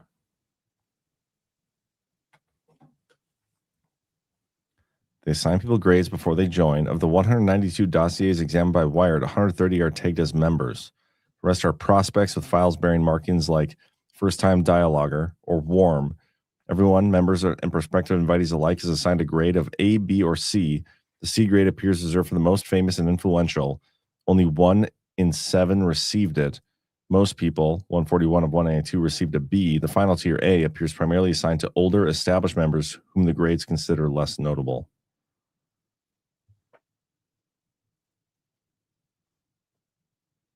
The economist Tyler Cowen was initially denied a VIP C rating after the group's AI tool described him as a widely recognized within his field, but not a leader of an organization that is a household name to an average person. But Dialogue staff overruled the AI tool. That's funny. League staff notes attached to around 50 dossiers provide additional insights into what group scores and grades measure. Wealth is one of the most common justifications found in the data, with one investor summed up by the money he oversees, $30 billion in assets under management, while another is marked down with a 2-word verdict, small AUM. Fame is a close second one, and one note, a staffer assigned a member a grade so she doesn't get seated with grade Cs, indicating they want to avoid this member sitting with VIP attendees. It consistently fixates on whether the average person would recognize somebody, repeatedly weighs whether people are widely recognized or sufficiently prominent, and in a handful of cases measures them against a Fortune 500 company or top celebrity. For example, Raihan Salam, president of the Manhattan Institute, was given a B rating because it said the Manhattan Institute may not be as widely recognized by the average person as some larger organizations. Man, this is interesting. I would not suggest that there's anything like definitely like immoral or criminal or corrupt or nefarious about this group. I have no idea. But it is a fact of our world that powerful people get together in these groups all the time. And they do that so that they can network with one another and figure out how to push their own projects, who they can find to help them. They want to create the relationships with the celebrity community, with all of these media figures, because there are a ton of media figures in on this list. This is wild. The league also points to a built-in matchmaking system that pairs members for both networking and dating. Roughly 10% of respondents opted into a singles pool.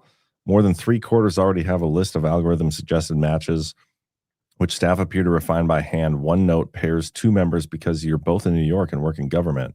Each introduction comes with a photo and a short bio shown to the other person. Dialogue also maintains a list of people who should never be paired. We have no ideological agenda, reads the document shared with Wired by a past participant. Dialogue is nonpartisan and non-political. We want all participants to come away with a better understanding of the truth. Okay. But we don't presume to know what the truth is. We simply believe that when we bring together open-minded people who are at the top of their fields with diverse backgrounds and perspectives, they will learn new things. Do you think that's really what they're doing, though? Because this sounds like one of those groups where it's like, one, we are going to build underground bunkers all over the world. And then two, we are going to destroy the world and then live it out in those underground bunkers and then come out on the other side of it. That's what this sounds like to me. So you think that they're just like recruiting and figuring out who gets to keep going? Yeah, kind of. That's what it sounds like. Yeah, it could be. See it in the movies all the time, man. Man, it should indicate like the layers of influence that happen here. And if you're a media figure, for instance, and you have friends like this and they want to give you, or not friends, but you have acquaintances like this that you met at one of these conferences and you exchange numbers and they hit you out of the blue one day and say, hey, just want to let you know, like we talked about this thing and this thing's happening and just like keep that under your hat. Like just, but you know what to do. Man, that's like how our information environment is constructed. And that's just a person using the media for public relations and influence. This is just how things run. And it's the media like being willing to say whatever they need to say to climb the social totem pole. Totally. Oh yeah, 100%. Party of false decorum. Well, these people love feeling like they have access to power. I mean, I was in a community like that was like the pinnacle. We talked about this that night on Baseless Conspiracies, but it's like the pinnacle version of that social dynamic. That's all people want to do. Be around power, access power, use that power to improve their own situation in the material realm. And there's not a whole lot more to it. And what they'll do for all that, where does it end? Yeah, I don't know. That's weird though. There's more than just like, this is just a networking group. I don't know. I'm not buying that story. Yeah, weird. Anyway. The list, I posted the list in the chat. This is a pretty long list. There was one that said it was 212 members in one of the leaks. This is considerably longer than this. The last name on it is Eric Weinstein. Is it Weinstein?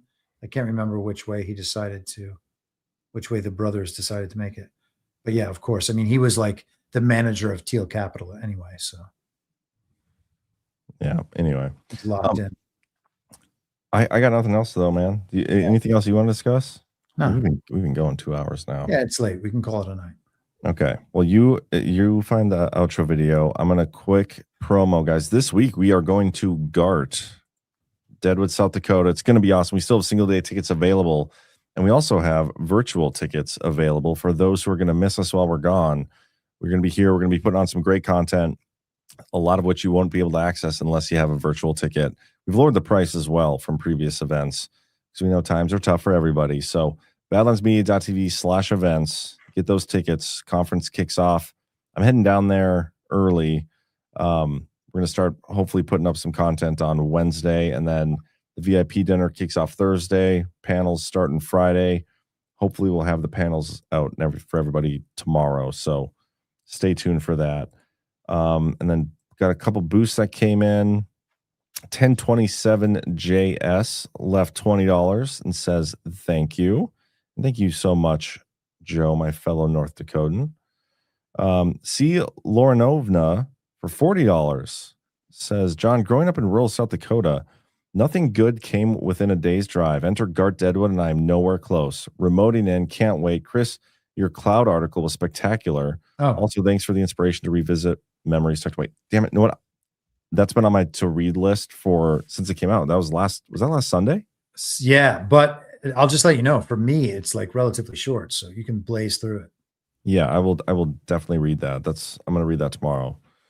Father's Day present to myself. I would encourage everybody to go to your Substack. I have still this on the screen. Whoops. I'm your moderator.substack.com. Go check it out. What's the name of the article? Here is the article. The Great Cloud in the Sky. Awesome. That is a nice looking cloud. You can thank the machine for that. I figured. So the cloud in the sky gave you the cloud in the sky image? That's right. That's brilliant. Absolutely brilliant. And then a couple rants that came in. Keith O'Higgins says, John, I don't think the question is how much shit you got from the truther community over the SAVE Act. It's a case of simply asking CannCon, is that shit above the national average? Oh, man. That's funny, Keith. I was thinking about doing a new merch line with the national average thing. Need some feedback, though. What do you guys think of this? Nationally average. Would you guys wear that shirt? I mean, CannCon, I think it should be forced to. But you guys let me know. Keith O'Higgins again, is Mark Levin's lapel flag brooch growing at the same existential rate as Ben Shapiro's eyebrows for a reason? Oh, funny. Angie K, have y'all asked why Trump and his admin top officials are at Camp David? I guess I haven't. Who am I supposed to ask that? They just pieced out and went over there. Wasn't he supposed to go like 2 weeks ago? Yeah. And it was a decode, but then a storm caused them to not go. The weather. I don't know. They're apparently saying he's doing it to lead negotiations with Iran on a final deal regarding Iran's nuclear program. Even though that's why I thought we were sending JD Vance there. Why can't he do it from the White House? Why doesn't he at Camp David? I don't know. So many questions. So many. I am Rosie 2 for $10 says some libs in their 40s listen to and respect Tulsi. I mean, maybe. Whatever. Thank you for the $10. Yeah. I'm Rosie. All right. Did you find an outro? Well, I sent you those 2 videos earlier. We could do those. And someone in the chat actually requested the Only Lands intro as an outro. And maybe that's worth it too. These 2 are both short, so maybe you can. Do you want to pull those in? Because I didn't save those videos. They're in Telegram if it's easier, but I can certainly do it. Yeah, you pull those in and play those while I get the Only Lands thing. And then we'll play 3 videos for the outro. Yes. Chris's 2 and then the Only Lands one. You guys do me a favor and hit that thumbs up, whether it's here or on YouTube.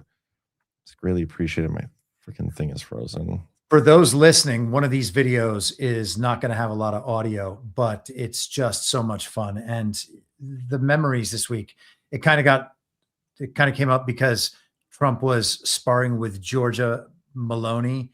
And so just for one from the past, getting old Joe Biden. We don't know. We'd never realized how good we had it. Never knew. Miss that guy. Okay, thanks everybody. Hit the thumbs up. We'll see you next time. Chris, make sure you get both videos in there. I can put both in? Yeah, you should be able to put the next one in too. Okay then. So we'll play them both. I'll play 3 in a row for you guys. We'll see you next time. Hit the thumbs up. Happy Father's Day to all you fathers out there. And get those Deadwood tickets. Badlandsmeet.tv/events. Chris, it's been a pleasure as always. As always.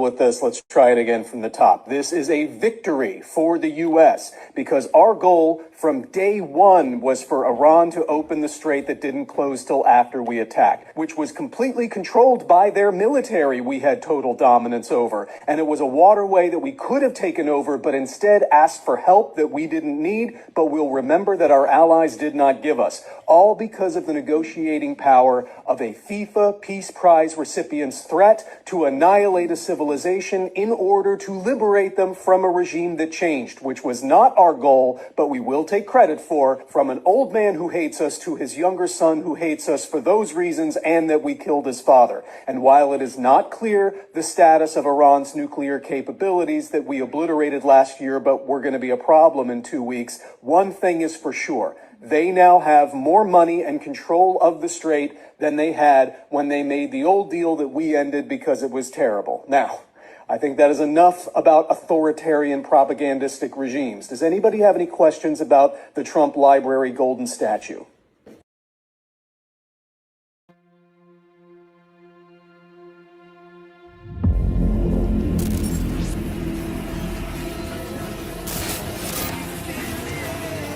Ladies and gentlemen,